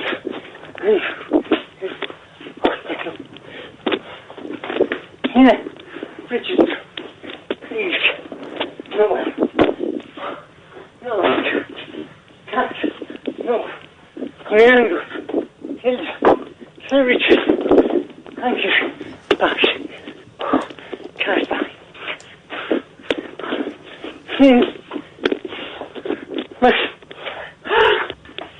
You all right, Jerry? You sound a bit flustered. Oh, he's gone. He's. I think he's shut the phone off by accident. If Jerry phones back, let's. We'll try and get him back on as soon as we can. Hiya, Derek. Hi, Kat. How you doing? I'm all right, thank you. Thanks for ringing. First time caller, long time listener. Oh, I haven't got a bell. What can I smack? Let me. Hang on. A few bings on your top. There you go. That'll do for me. Who needs a bell? What made you phone, Derek? Go on. I heard you talking about that you saw a meteorite flying past the window or whatever, and you didn't think anybody would believe you. Yeah, and Heather Cooper did. I would say between 5 and 10 years ago. I was sitting and I look at my window, and from the left side, this white meteorite type thing went flying across the window, and then I ran down the stairs and looked out my door, and I watched it, and I went away into the distance, but just as it was going into the distance, it broke into two parts. And it disappeared, and nobody believes me as well, and it was it happened so fast I couldn't even get time to record it. No, on the phone. It's the strangest thing, isn't it? The thing I saw was like it was like a fireball, and I can't say with certainty because it was it started off in the corner of my eye. I was driving, so obviously I'm looking ahead. Was it going horizontally? It looked like it was something falling out of the sky. It looked like it was it looked like a plane crash, if I'm honest. And I think they did sort of split into more than one part, and then it was gone. But obviously That one was went in a straight line. Yeah. A straight horizontal line. And it was the brightest thing I've ever saw. Yeah, it was incredible. And that was real, but nobody believes me. Of course they wouldn't. But the thing is, it's more likely than unlikely that it happens. Meteorites happen. It's a scientific fact, but how on earth do you prove it? Unless you've got Heather Cooper's phone number. I'd love to know where it crashed. Yeah. Finished up. Yeah. No, I just thought I'd phone you about that. I appreciate that. How long have you been listening, Derek? Oh, for years. I've gave Ian the odd tweet back and forth and that. Listened to him on Sundays as well. That's been really good as well. Ah, that's the best of show, yeah. Yeah. So, been brilliant. Well, I appreciate it, Derek. Thanks for calling. Right, okay, I'll be phone back again. Good. It'd be nice to speak to you. Take care of yourself, Derek. Bye-bye now. Bye-bye. 0344 499 1000 is the number to call. Andy says, lovely to speak to you again, Kath. Hope what you said is of some use to Kai, and if I can help further at all, then just drop me a message. And he says, good luck. Let's have a look what else we've got on the messages. It's time to catch up. Thanks very much to Telly Tweets who sent us a story, but I don't know whether Telly Tweets is male or female. Doesn't really matter, does it? But let's see what's been said here. My advice to Kai, says Telly Tweets, is to run. When I was 18, I was very withdrawn, and the only friend I had was this 46-year-old guy who claimed to be a closeted trans woman, and she used to refer to me as her special girl. Everyone said our friendship was weird. Let me just see what the rest of it... But I didn't believe them because this person was the only one I trusted. They made me feel so special about being the only one who knew they were trans, so I sort of idolised her. The penny only dropped when they asked me to shower on a video call to them. Instantly blocked. Kai, please, I know it's hard when that person makes you feel that way. Please withdraw for them. 0344 499 1000 is the number to call. You can talk about this, we can talk about something completely different, as you just heard there. Meteorites, and that was something we discussed the other day. So if you are someone who normally listens to the podcast and you heard something in a podcast, and it might be from a podcast from last year, one of ours, and you want to pick up where you left off there, you can do that too. It's not one of those programs where we go, right, now we're only going to be talking about this for the next 10 minutes. 0344 499 1000. I've got Jessie on the line. Hey, Jessie. Hello, Kath. Hello, how are you keeping? Not so good. I'm quite triggered by tonight's call. Yeah. And also, I'm worried about him as a victim. You know, I've been through a lot myself. Yeah. And also, what makes it harder, I just noticed I've been to, like, social groups, most people with different disabilities. Mm-hmm. So I've learned a lot from friends with autism. Sure. And people with autism don't always see danger. Right. They just, what matters to them is just wanting someone to love them. Yeah. In a friendship, and sometimes it can be very vulnerable, yeah. Yeah. The difficulty, Jessie, is that autism affects different people in different ways, and so one rule doesn't fit all. I know, But, you know, it's worth thinking about. I'm just saying as someone a bit... It does sound quite clued up, though. Yeah, this is the thing. Yeah. But I just can't help worrying. Yeah. But as long as... this is the thing, right? We can't make someone's decision for them. I know. I find it really encouraging that Kai wanted to talk about it. Yeah. And that he obviously realises there is a concern there. And I think the important thing is that he's not made to feel ashamed, and he's not made to, you know, keep quiet about it. Whatever's going on, it'd be more helpful if he's talking to someone, you know? No. Yeah. I just hope he keeps safe. Yeah. Well, that's been, do you know what? That's been the heartening thing about all this. There's been no one ringing up and laughing about what they get up to in their private life or anything like that. It's been more about concern for Kai's welfare, really. I think we all remember what it was like to be 18. Yeah, and I was feeling a bit delicate anyway with the prospects and that. Do you get to talk to anyone about what happened with you?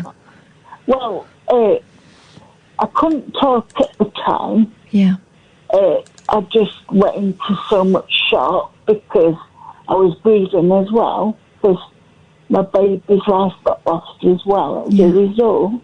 But when I went to a trauma weekend, intensive heart therapist, and I had a lot of trauma counselling, loads. It took ages, but now I don't get anything. No. And how did that counselling? Did the counselling help? It did. Yeah. As hard as it is, but yeah. I know, you're never going to get over it. It's a matter of learning how to cope with it, really, isn't it? But like my beautiful, like you've got beautiful cats. They help, don't they? Oh, they really do. Every time I think of you, Jessie, I think of your cat in the pink BMW. Oh, did you see his video? Yes, I did. Because what happened on the night, you and just to lighten things a bit, when you and Ian was off that night. Yeah. Jamie East and Hayley, the producer, wanted to put it on Talk Radio Twitter. That's how it got on. Well, it's beautiful. It's a beautiful thing. Alif's who's on the phones tonight for me, and she's a cat lover too. She's got 2. Yeah. But I don't think either of them are drivers, are they? She's saying no. But I knew, and it made them all smile. Yeah. It really made, and do you know what? I've had a bit of a rough time recently. Nothing compared to what you've been through, obviously, but things like that really do cheer me up because it's just daft fun. And then don't we all need a little bit of that in our lives? No, that's why it makes people smile, yeah. Yeah. Sadly, I don't think my cat is a driver. I think she's the sort that likes to be driven. Oh. She's a right madam. They're all different, aren't they? Yeah, they really are. They've got different personalities, but they're special. There's something so special about animals, especially cats. There is, really. Yeah. I've wanted a cat for ages, and I was always told, no, my husband really doesn't like them, and I think he got it from his mum. His mum had a dislike for them, bordering on a phobia, just didn't like them at all. And last year, just out of nowhere, because my little girls have been, Daddy, please can we have a cat, please can we have a cat? I think finally the pressure built to the point where he went, I've realised it's only me saying no. He said, I'm the stick in the mud. So he said, if you want a cat, it's on you 3 to look after it. I want nothing to do with it, but I'm not going to say no anymore. And guess what, Jessie? Guess who the cat's favourite is? I bet it's him, yeah, Daddy. Do you know, my cat likes men best as well. Yeah, isn't it funny? I think she's just contrary. They're just so funny. Yeah, she when he comes home, she clams up his trousers as he yells, because those claws are sharp, aren't they? Yeah. But she just sort of slinks about for the rest of the day. She's not a lap sitter. She'll sit next to you, she'll sit opposite you. She's always got her eye on you, but she's not a cuddler, really. Oh, yeah, you said that, didn't you, from the start? She's not a cuddler, but when she does give you a cuddle, you feel so special that you forgive her anything. Yeah. No, you do, yeah. Anyway. Oh, it's lovely to speak to you. You too, Jessie. It's always a pleasure. Thanks so much for calling. You take care. You. Night, and watch out for that pink BMW, because I've heard that cat is quite a speed demon. 0344 499 1000. If you want to give me a call, we can talk about cats, we can talk about something deeper. It's completely up to you. If you want to text, it's 87222, and you start your text with the word talk. That'll cost you 25p plus your standard network charge. And if you prefer to tweet, you can do that at Talk Radio or at Flipping Kath, or both if you're one of those very thorough types. Anyway, we've got an hour left, so let's make the most of it. Late Night with Katherine Boyle on Talk Radio.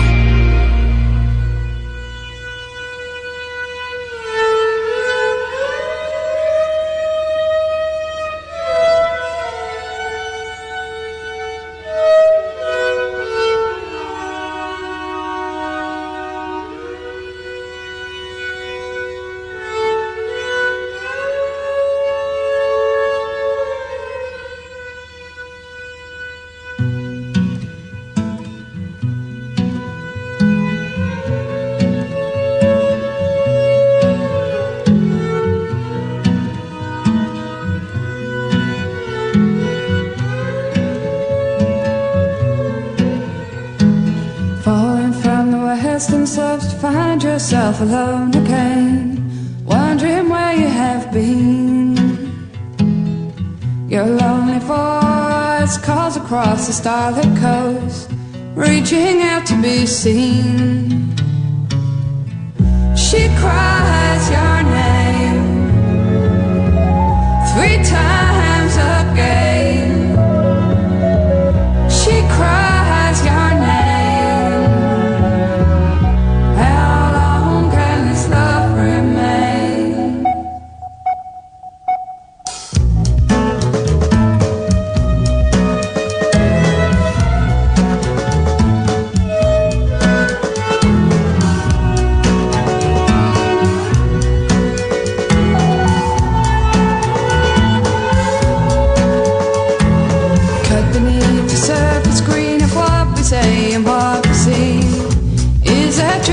Seen.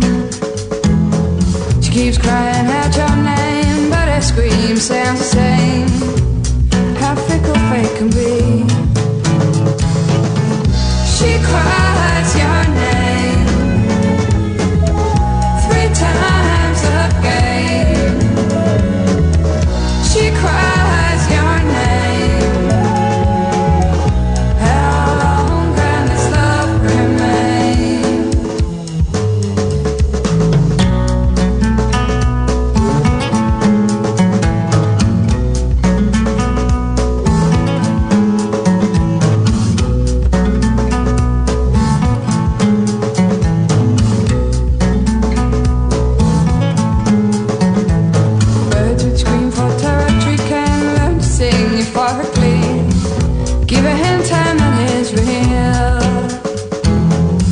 is a wasteland in your soul. The burned out trees will leave you cold. Living out in the hill. She cries your name 3 times a game. She cries your name. How long can this love remain? She cries your name 12 times a game. She cries your name. How long can this love remain?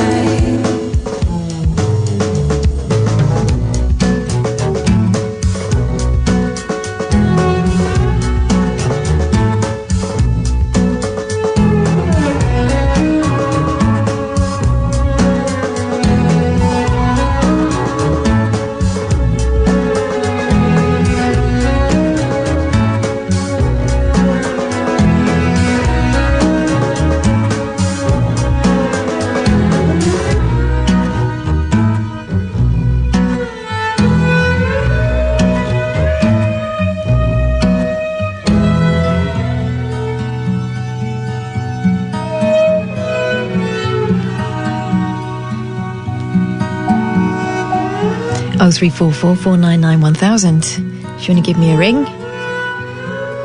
we've got 55 minutes left. So today, tomorrow, then back to normal for Monday here on the Late Night Alternative. Well, as much as normal ever happens around here. So Iain will be back then. He's having a week off. I've had a conversation with him. I've several conversations with him. He's living the life of Riley. He's enjoying not being at work. And I said to him, he said, turns out I like not working. I went, yeah, you know this is normal. You know that a lot of people, most people, like not being off work. I think the trouble is, when your work is fun, right? We're best mates. We come in every single night and have a laugh for the most part. Sometimes it's heavy, sometimes it's difficult. But, you know, we know that we're going to hang out with each other, and that's always a pleasure. I think it's really difficult when that kind of line between work and fun is blurred, because he feels bad about not being... He feels bad about not wanting to come to work. And I'm like, no, that's normal. That's normal. Most people live for the weekends, don't they? We're just lucky that those lines are blurred for the most part. Anyway, so he's having a good time. He's fine. Don't worry about him. We'll be back on Monday, and I'm sure he'll tell you all about it. He's had a good old clear out of his CDs today, so I bet by Monday he'll be buying them all back again. 0344 499 1000 is the number to call if you want to give me a ring. You can tweet at Talk Radio. You can text 87222 and start your text with the word talk, and that'll cost you 25p plus your standard network charge. Thanks very much to Chris. He sent this ages ago, and I'm really sorry I'm only just getting round to this, but as you know, things kind of took on a life of their own from like the second phone call that we had. Chris says, I've struggled on and off with anxiety and depression for the last few years, and I've tried all sorts of therapies, but nothing works better than talking to genuine people. For me, Andy's Man Club is the best, but there are other similar groups out there. Now, I've never heard of Andy's Man Club. Let's have a look. Is this like, there was one called like Men in Sheds. Have you heard of that one? It's another one where blokes can just go and hang out, basically. Yeah, Andy's Man Club. It looks like it's what is it, a thing in... Is it all over the place, or is it just in one particular place? Here we go, there's a Twitter feed. It's talking groups for men all over the UK. We want to get people talking, and in particular men, creators of the viral It's OK to Talk campaign. This sounds awesome. How come I don't know about this? Have a look at Andy's story to see who we are and why we're doing what we're doing. Oh, there's a video. I could do with an article, really. Let's have a look. Let me find an article about Andy's Man Club. Let me find an article. Won't be a second. Here we go. This is from thebookofman.com. Andy Roberts was... Oh, my God. Oh, here we go. Andy Roberts was 23 years old when he killed himself. The resultant devastation was that his family was also followed by something more positive. His brother-in-law, the professional rugby player Luke Ambler, became determined to prevent as many families as he could from going through such a trauma. He formed a men's group called Andy's Man Club, which in 2 years has become one of the most important organisations working to help men today. Their group sessions are changing the lives of hundreds who've hit rock bottom and are continuing to grow in number at a remarkable rate. Their success shows the depth of the problems out there for men, that they're crying out for such a place in which to share their issues, something which has traditionally been frowned upon. With Luke and his growing band of Andy's Man Club members, the word is getting out there that we no longer need to keep our struggles to ourselves, and that true male bravery is about daring to open up and not burying your feelings away. Here Luke tells us about the formation of the club and what you can expect if you attend one around the country. Have a look at that. That's on thebookofman.com. Just Google Andy's Man Club. Tell you what I might do. Let's send them. Here we go. Let's see if they want to come on. Send them a little.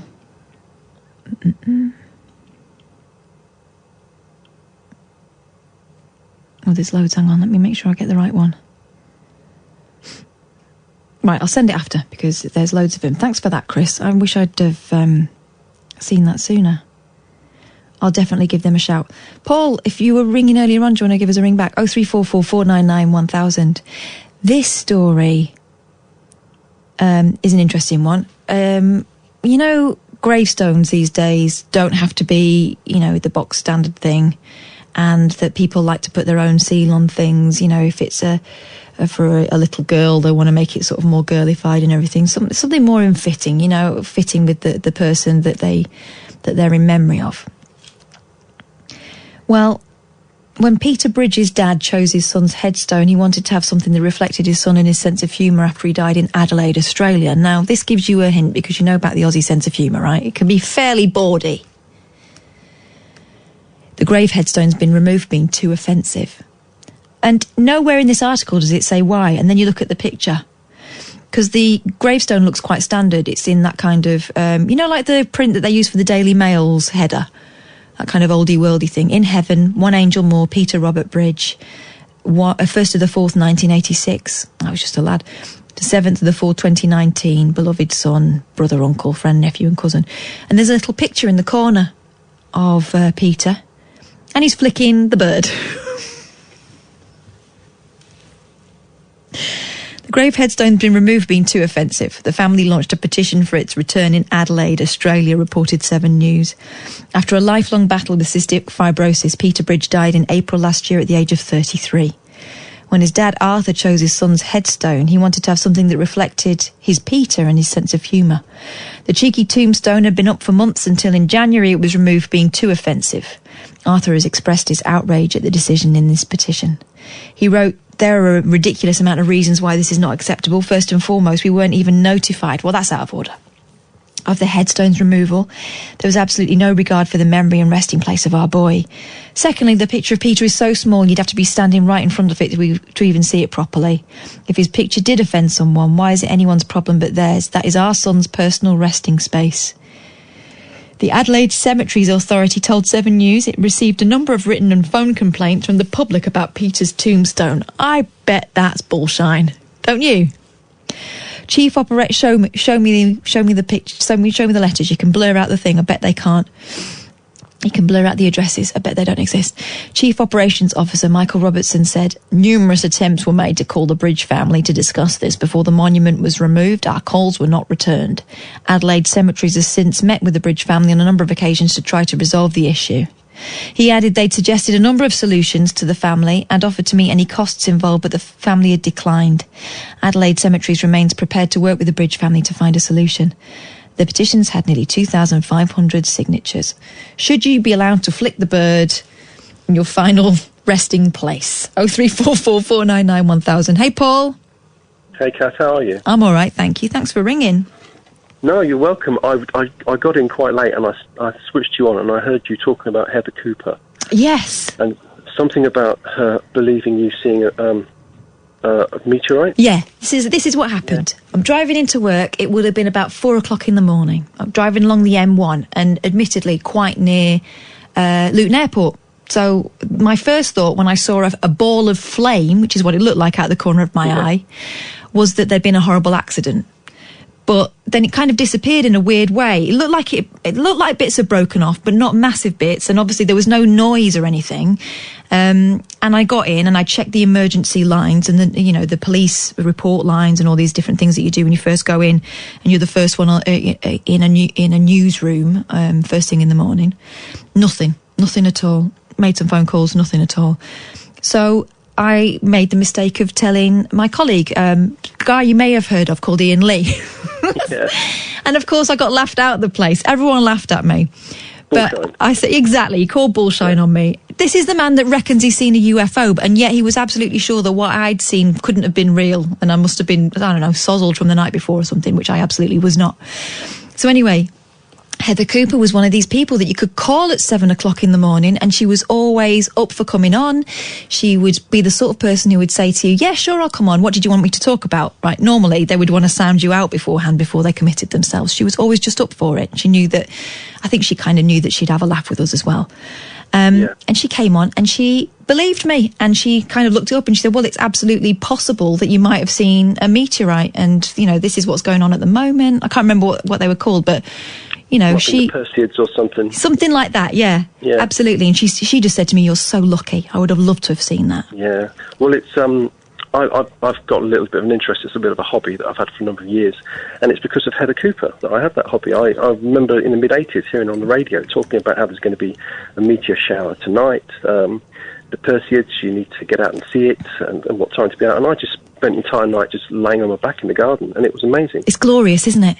Yeah, it was, and you wouldn't really entirely sure what you were looking at the time. And when you did a reading after it, and you identify something, the green ones are iron, and the red ones are cobalt, and they've got different metals and that sort of thing. And it just started me off on a bit of a hobby, a bit of a it's like in my mid-teenage years, as a sort of like a bit of an odyssey, to the point now that I've had to come in my garage to get decent signal to speak to you, and I'm looking at my telescope. And I've got a couple of kids who know all the constellations and who've looked at all the planets, and and that's all because of Heather. Yeah. And I was really saddened to hear about her passing. I heard it on the radio actually, and I just thought, my heart just sank a little bit, because she was such a great scientific broadcaster, and I think a really underrated one. There were so many people who kind of pushed themselves forward to be scientific, the science pushers, the science educators in the media, and Heather wasn't really one of those, but she did get called a lot to do stuff, and she did it brilliantly, and I loved hearing her speak about stuff. And when I heard you say her name, it's just my ears pricked up, and I thought, I've got to ring Kath. I think a lot of us feel like that about her. She's kind of up there with the likes of, I don't know, Johnny Ball, for making something that could have seemed really complicated, really fun. Beautiful. Yeah. And, astronomy to me, there's something magical about it. If you get a clear night and you can just looking at the stars, never mind if they're moving about, it's just, it's humbling, isn't it? It reminds you of your tiny place in a massive universe. And if you have any kind of understanding of the distance and the space and the time, it shrinks you, and it's humbling. But the fact that people like Heather could educate us around those things and make us, even understand these gargantuan concepts. I loved hearing her speak, and I was so sad. So when you said her name, I just immediately sprang up. I thought, wow, I've got a sort of a kindred sort of feeling for her that you seem to have. So yeah, she was just great. I was so sad when I read about it yesterday. I thought, oh God, no. She was always someone, I've probably still got her in my contacts book, and I kind of expected to be able to ring her again, and I know that we would just pick up where we left off, and she wouldn't have remembered me, but it made no difference. She made everyone feel important when they rang her. There was that thing, and I think that is part of the appeal that she had as a broadcaster. She didn't ever make you feel like she was talking down to you. She was trying to share something that you were both going to be really excited about. Yeah, and actually, if you didn't get excited about it, it's probably your problem. And there are so few people like that. There are, some great ones, and we've lost them, like Patrick Moore, and when he went, there was an end of an era for educating people around the sciences. Yeah, especially things like astronomy. I mean, Brian Cox is amazing what he does, but actually they're all kind of she was doing the real science as well. Yeah, she was great. I do like Brian Cox, but his programmes end up being for me a bit of a kind of screensaver. They're beautiful and everything, but when he starts explaining the big concepts, I think my mind goes to pause and I'm just looking at the pictures, Yeah, it's trying to grasp it. It's often the thing. You kind of just, the programme disappears and you just go, what? Yeah. But it's just the images are so beautiful. It kind of... And I agree. But what Heather did for me is when I was a teenager, I spent a night in the garden looking at a meteor shower, and it kind of changed my perspective of everything. And I bet you'll never forget that night. No, I won't. It was a warm, hot night, and I just I just lay on a camping bed all night long. You've reminded me of a really magical night that I had when I was about 15, and I was over staying with my friends in just outside Seville. I did the Spanish exchange as a kind of last-ditch attempt to pass my exams because I was failing terribly. And it turned out to be one of the most important relationships in my life. I'm still friends with that exchange partner, and she's godmother to my children and vice versa. But when we were about 15... there was some kind of meteor shower, and we went up on her roof. You imagine those sort of flat roofs they have in Spain, where they normally have the washing hung out, and her mum took the washing line down for us so that we could lie down. We lay on a mattress and just looked at the sky, and it was incredible, just incredible. And that's one of those nights I'll remember till the day I die. It was just you forget about going to see, I don't know, fireworks or anything like that. And I didn't really understand what I was looking at, but all I knew was it was magic. Yeah, well, I mean, I've been since that first night that Heather made me go and lie in the garden, and it's never been as good. No, I just caught the time, the place, the weather, and it was just like 10 seconds. There was something. Yeah. I was blown away. I bought the kids telescope since. I bought one that was like a National Geographic one, never super expensive, because I just think my kids show an interest in something, and I've got one too. I've got a little one too that the kids use. Yeah. They're not allowed to touch my main one. Of course they're not. It's like £700. And they're not even allowed to look at it when they're touch it when they're looking through it. but I do have one that the kids can use. I got that one, and it wasn't great, but I don't know whether that's just because I've got weird eyes. I found it really difficult to focus it. And then I bought this one that looks like a sort of... this is going to sound weird, but you probably know what I mean because you're into telescopes. It's like a penguin shape. It was round, and the base of it was kind of like a big... Smithsonian's one, so it's on a big round sort. Yes, I think. It stands on the floor. Well, this one sits in a kind of bowl-shaped stand. So it sits on a table. Yes, it's on a table. Yeah. And the girls had a go on that, and we looked at the moon, and you could see the sort of surface of the moon, and you could see the texture of it. But it wasn't a super duper thing. But I really think that if my kids show, if my kids show enthusiasm for something, I'll give them the opportunity. They can follow it up or they don't. But they've had the chance there.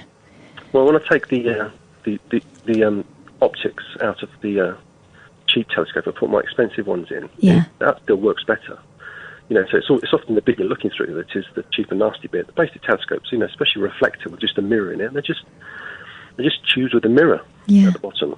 Yeah. And there's not much to go wrong with them really. Yeah. But when you do have a nice telescope, it is amazing. It is amazing. And the art is learning to use it. You're right. You look through it, and you've got no idea what you're looking at and how to look at stuff. And when you figure that out, and it's a revelation. And I've got this telescope and I'm looking at it right now, and like I said, it's because of Heather Cooper. Yeah.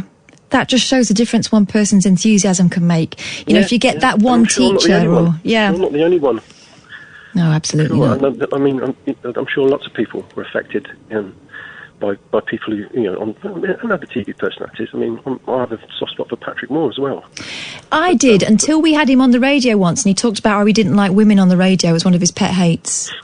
Because he said we were too shrill and we couldn't hear him. He couldn't hear us properly, and we all sounded the same. Okay, well there you go. But then there you go. You can't be perfect, can you? He was a bachelor and lived in a bachelor's world.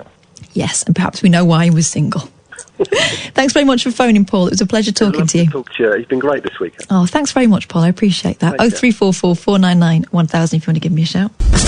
Late Night with Katherine Boyle on Talk Radio.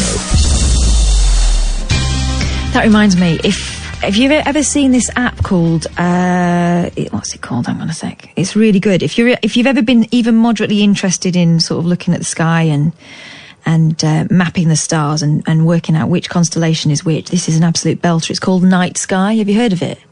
So what you can do, it's one of these augmented reality type apps, so you can hold your camera up at the sky that you're looking at, and it gives you a map of what exactly you can see. So you can, impress your friends and say, oh, there you go, there's Perseus and there's all those things. I don't know what you do with that, but I just think it's a cute thing to have. My kids really get a kick out of it. 0344 499 1000. Let's have a quick word with Mark. Hey, Mark. Hi, Catherine. Hiya, how are you? All right, surviving. Like us all. That's all we can ask for. Two things. One to do with Kai. Yes. Right. I've just looked it up and checked a few things. There's an organisation called Switchboard. Uh-huh. So if he looks up on Google Switchboard Advice Line, yeah, he'll find the phone number there. It's a proper advice line to do with the LGBT, etc. Yes. community. I've got you. And or obviously the Samaritans on 116123. Yeah. But the Switchboard advice line, I think he should ring. But in my view, from the various voluntary work I've done over a lot of years, which I think amounts to longer than you've been alive, as to say, get out. And for him to look up the term coercive control. Yeah.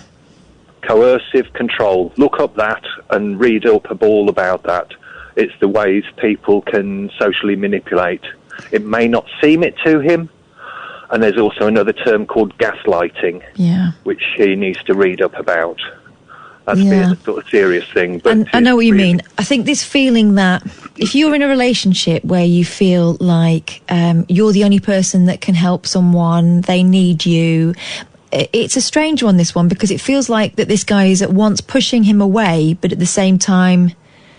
It's elastic band. Yeah, What his nickname is an elastic band. Relying on him, yeah.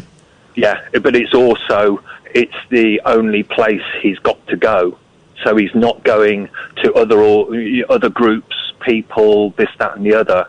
So he sort of becomes, I think the word addicted is sort of a bit strong, but reliant on that one social network or group of people.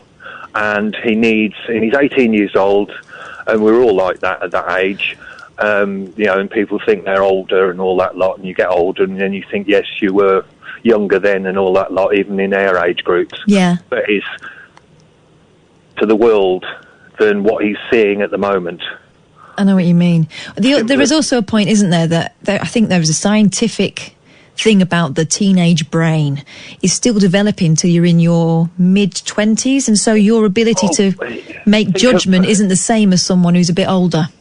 Think of the classic Harry Enfield. People can find it on YouTube if they want. But is where he turns into, was it Kevin? Yeah. And he shuts the fridge door, and it's sort of the brain, and it's quite scientifically proven that the brain, particularly with the male teens, is rewiring. Yeah. It is completely rewiring. And the Kevin character just goes, "Duh," and it's, "Oh no," heavy and all the rest of it, whatever. But it's a literal thing that happens. Yeah. What was it? From about 10 to 20 years old. Even referring back to that gentleman that rung up. When was it? Was it Tuesday? About the 10. No, it was a week Tuesday. About the 10-year-old, and he was worried about him being gay. Yeah. Hey, okay, he was talking to girls. Yes, they're another human being. He might be interested in ballet or science or whatever. Yeah. At that age, I was interested in electronics. You know what I mean? It's just sort of, yes, there were girls. Yes, they existed. But, I was more into my hobbies and stuff like that, and sort of looking at the night sky and various other bits and pieces. Oh, God, I know. I do worry about things like that when the parents' expectations on the kid, and they start judging and start worrying, and, you don't want to pass on your hang-ups to a kid who's still forming and working out who he or she is, Well, if I might be blunt, is the gentleman that was ringing in, I think he was imposing his viewpoints on the situation. Yeah. And not allowing the child to actually just explore, just sort of, you know, just because he's speaking to girls and not into football and whatever else is, you know, the sort of social groups that a certain male segment is, doesn't mean he's gay. No.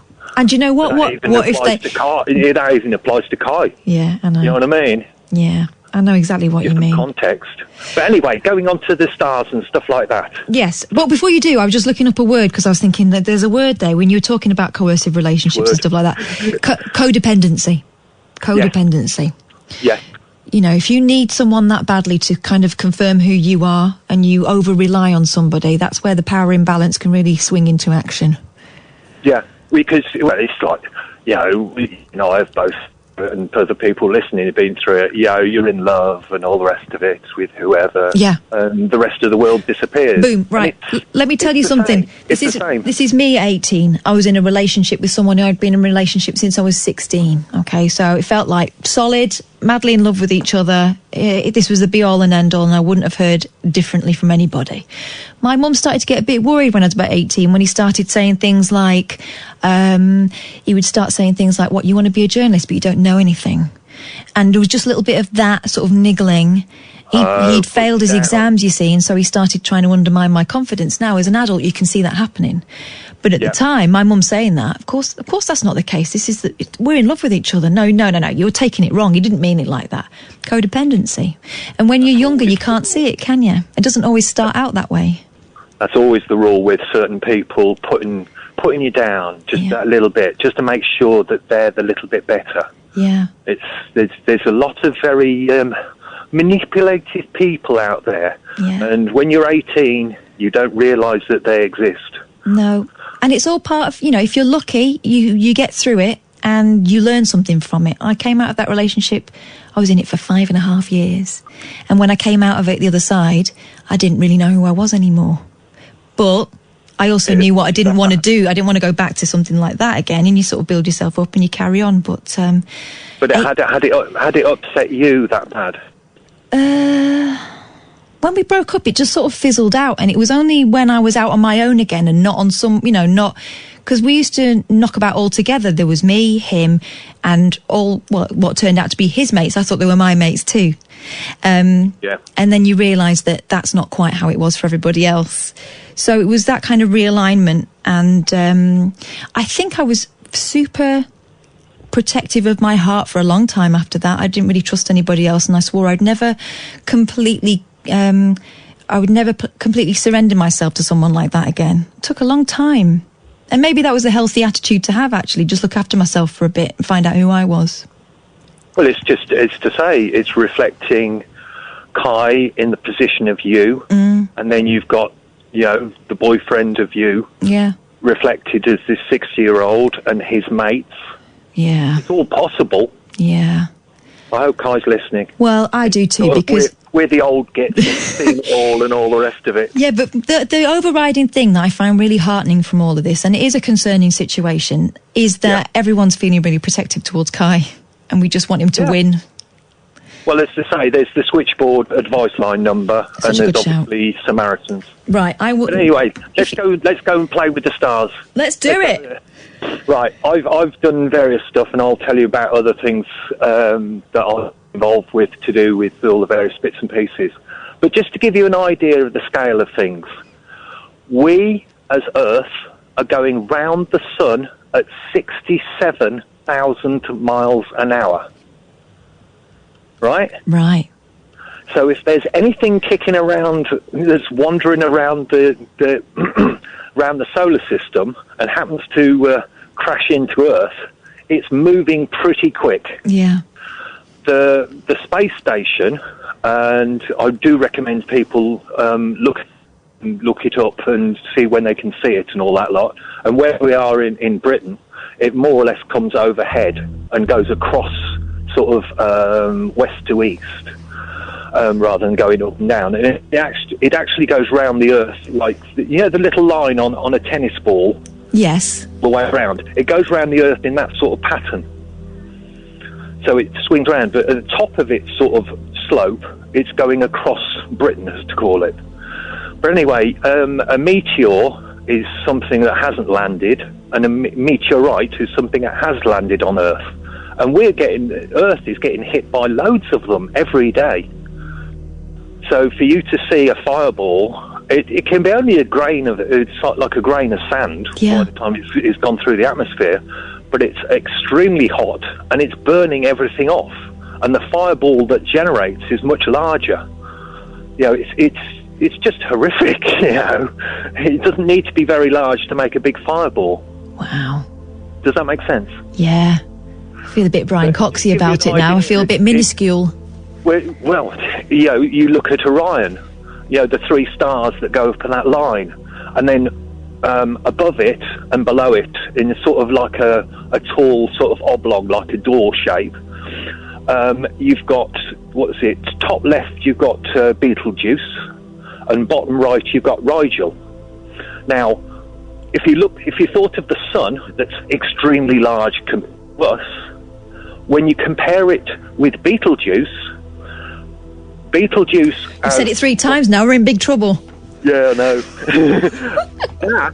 If you look at that as the scale compared to the sun, that's like looking at what would you say? A football and a grain of sand. Right. The grain of sand is the size of our sun.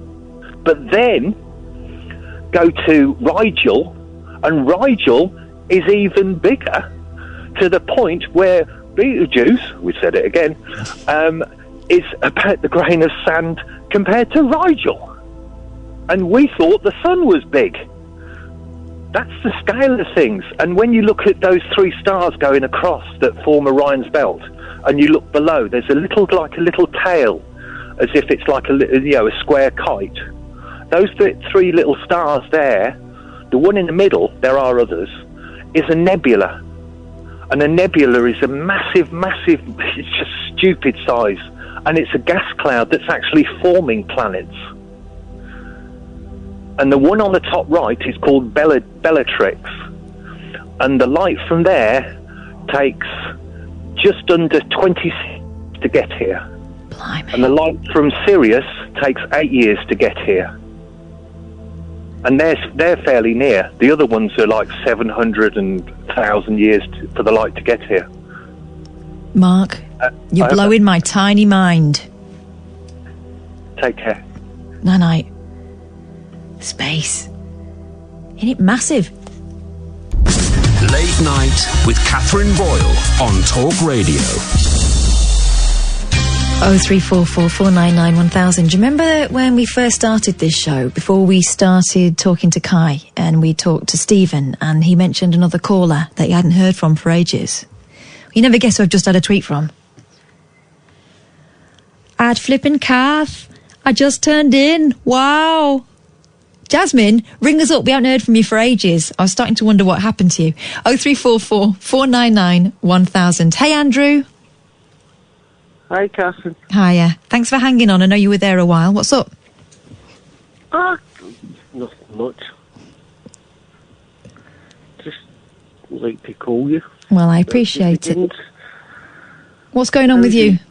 How's Ian getting on? He's all right. He's having a week off. I happen to know he had a succulent Chinese meal tonight. And he's been watching loads of films and, kicking back, which is what everyone needs to do once in a while, don't they? Yeah, it's good. It's good to kick back once in a while. Yeah, it is. You sound quite relaxed. Come on in. How's your day been? It's been good. Excellent.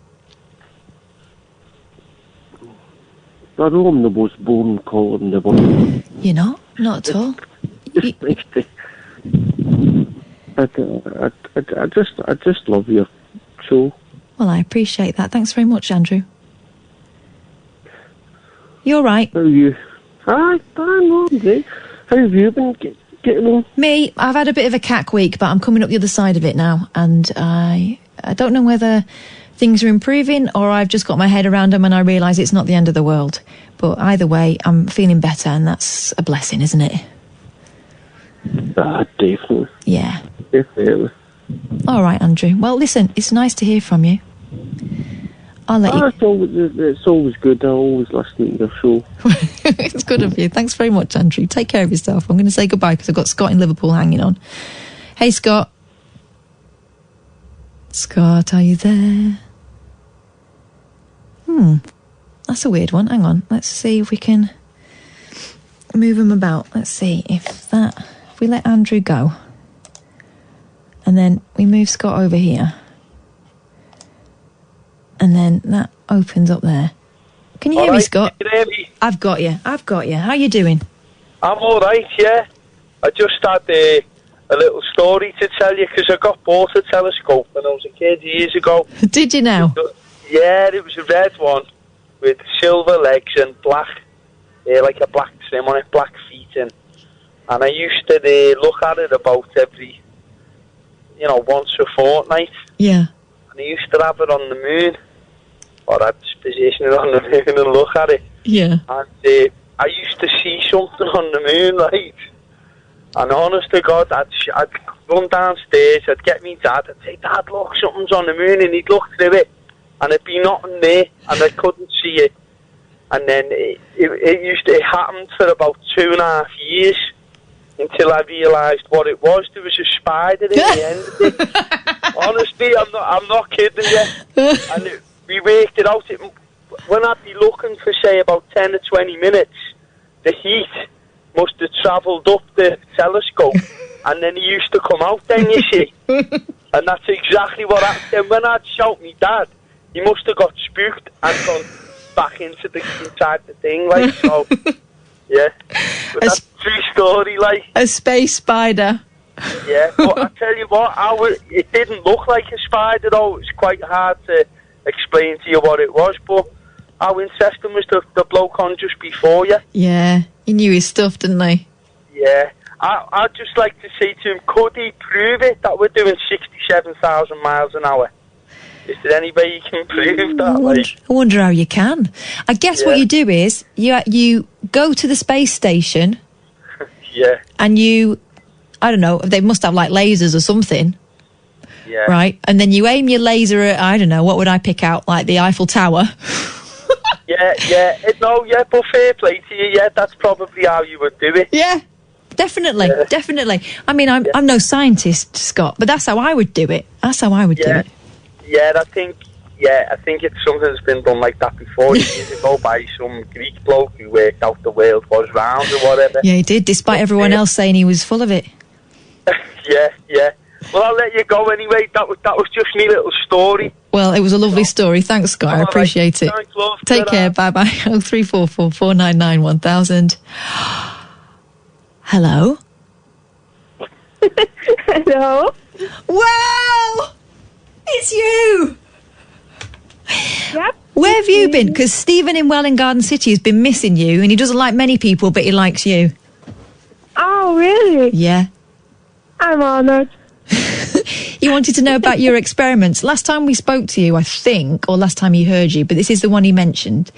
You said you were about to conduct an experiment, not involving lasers and the Eiffel Tower, but involving, what was it? Sensory deprivation. Oh, yeah, it's a long time ago. What happened with that?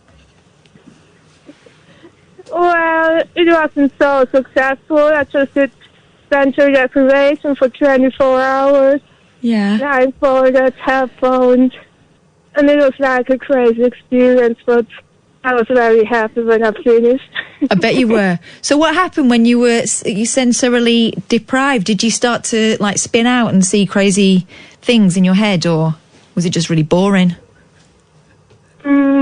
Yeah, first it was very boring, and then I got a little bit scared, but then I fell asleep. Listen, when you're doing these experiments, I don't know what your situation is. Do you live with your parents? Are you on your own? What's the situation? No, I moved out from home this summer. And now I have my own place, which is pretty nice. So you're doing these experiments in an empty flat? Yes. Wow. I have furniture. I think that's known as control conditions. All right. Yeah, it just means that no one else is going to interfere. You know, it's not like your mum's going to come in and with a cup of tea, or you know, someone's going to interrupt your science. Yeah, that's why I moved out from home, actually. Well, yeah, I know. That's cups of tea, man. But you're keeping all right, are you, Jasmin? You're all right? Oh, yes, I've been working a lot lately, and yeah, I've been all right. What kind of work are you doing? Oh, I'm just outside right now, working, you know, my eye project. Came into a massive storm earlier on. What's that? Yeah, a little storm in the city. But now I'm on my way home because I had to do some work outside, you know. What work are you doing? What work are you doing, Jasmin? My eye project. Your eye project. Oh, yeah, I remember. So you were working on a way of improving people's eyesight. Yeah, now I came to the point where I work on myopia as well. Yeah. I have to do this outside because my eyes improved so much. I can't do it in my flat anymore. And I also need to see those shiny sides, and I can only do this at night. So, yeah.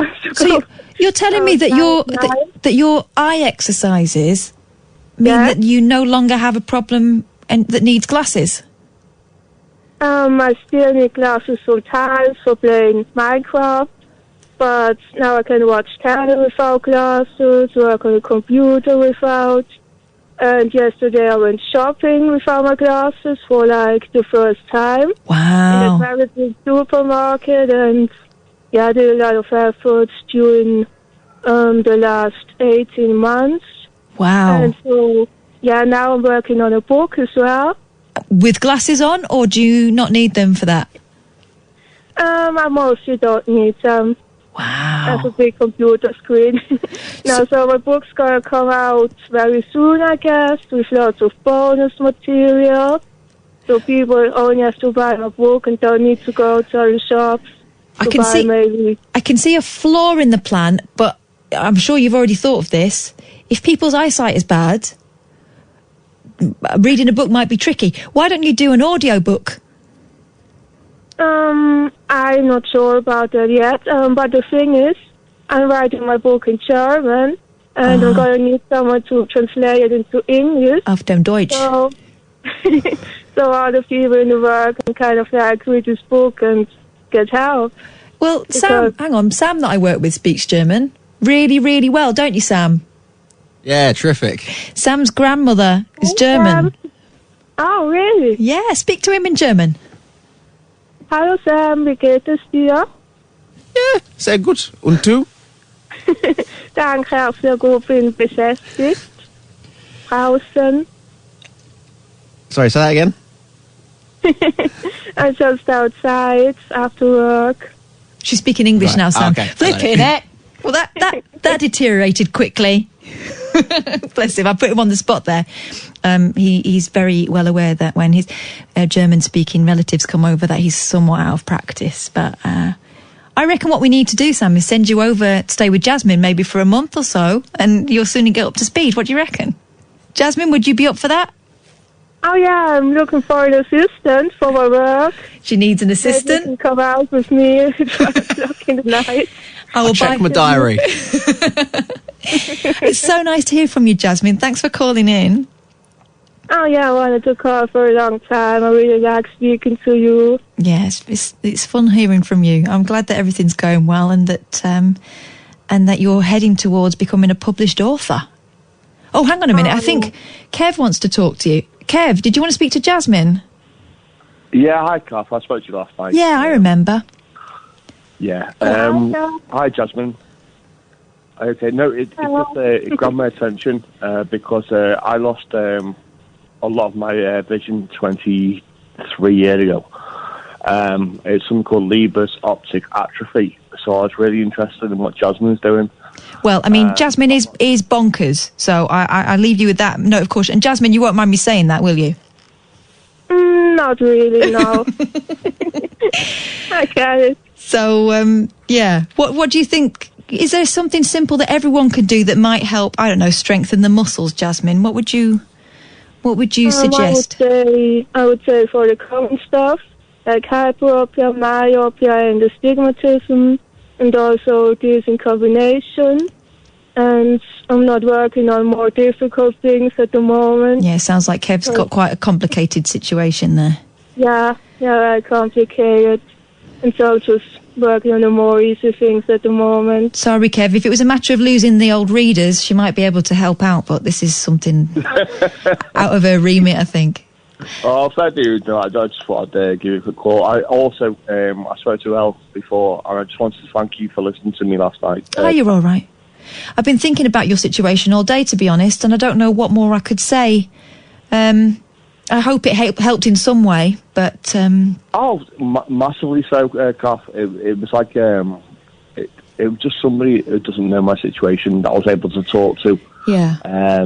You know... So, yeah, you really helped me last night. Right. I was able to get a proper nice kick last night, to be fair. Good. I'm glad. Well, that's made my day then. Thanks very much for ringing and letting me know that, Kev. Oh, cheers, Kath. You take care. You too. Bye-bye. Night-night. Hi, Kev. Oh, are you going as well? Listen, have a lovely evening and don't leave it so long next time, Jasmin. You do Okay, I promise. You do make me chuckle. Oh, Jasmin. I thought she was lost to the ether. You know, sort of people come and go. There are so many callers that you feel like you talk to every day, and then all of a sudden you realise that they've not phoned in for ages.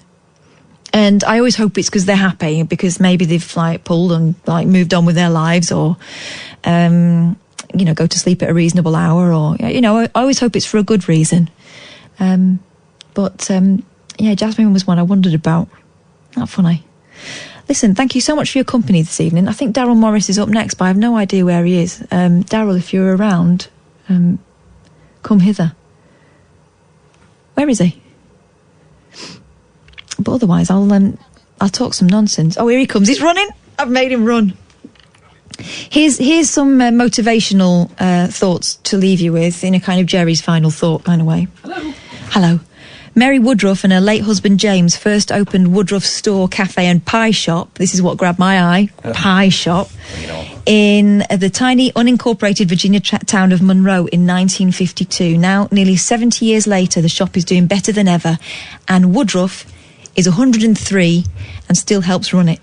Oh. It's incredible. That's so very sweet. We were happy. We were just getting ready to do something together, and we did. And I've been blessed, Woodruff tells today's Al Roker.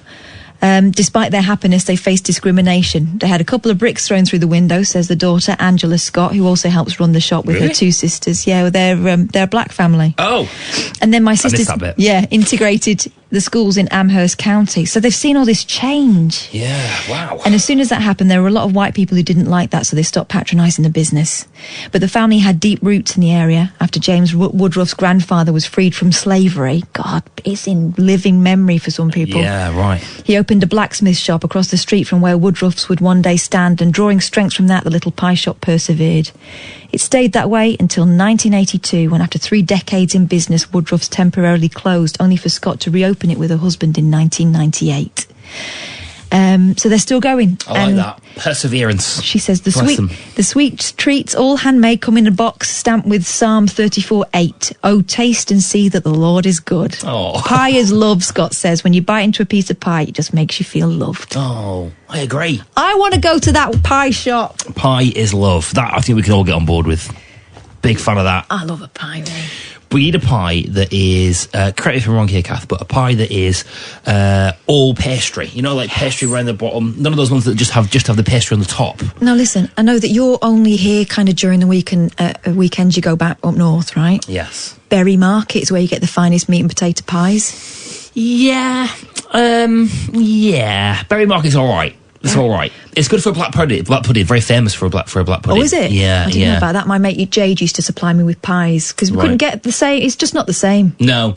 Or down here. Yeah. Oh, God, no. When I was Absolutely pregnant, not, I sent my husband to the chippy and I said, could you go and ask him for a meat and potato pie and chips?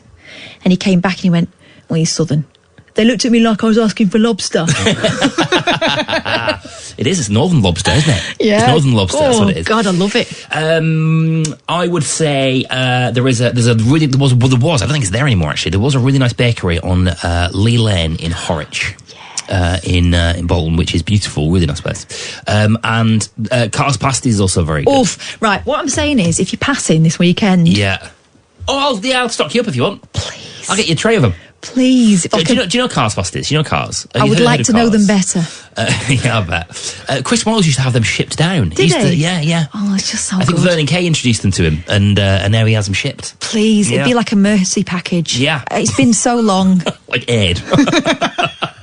Drop it like helicopter it into London for you. Daryl Morris up next. And, Is that it? Well, you got 10 seconds. Oh, that's not good enough. No, that's not good enough. No, I'm not happy about that. I'm going to complain. Night. Talk Radio.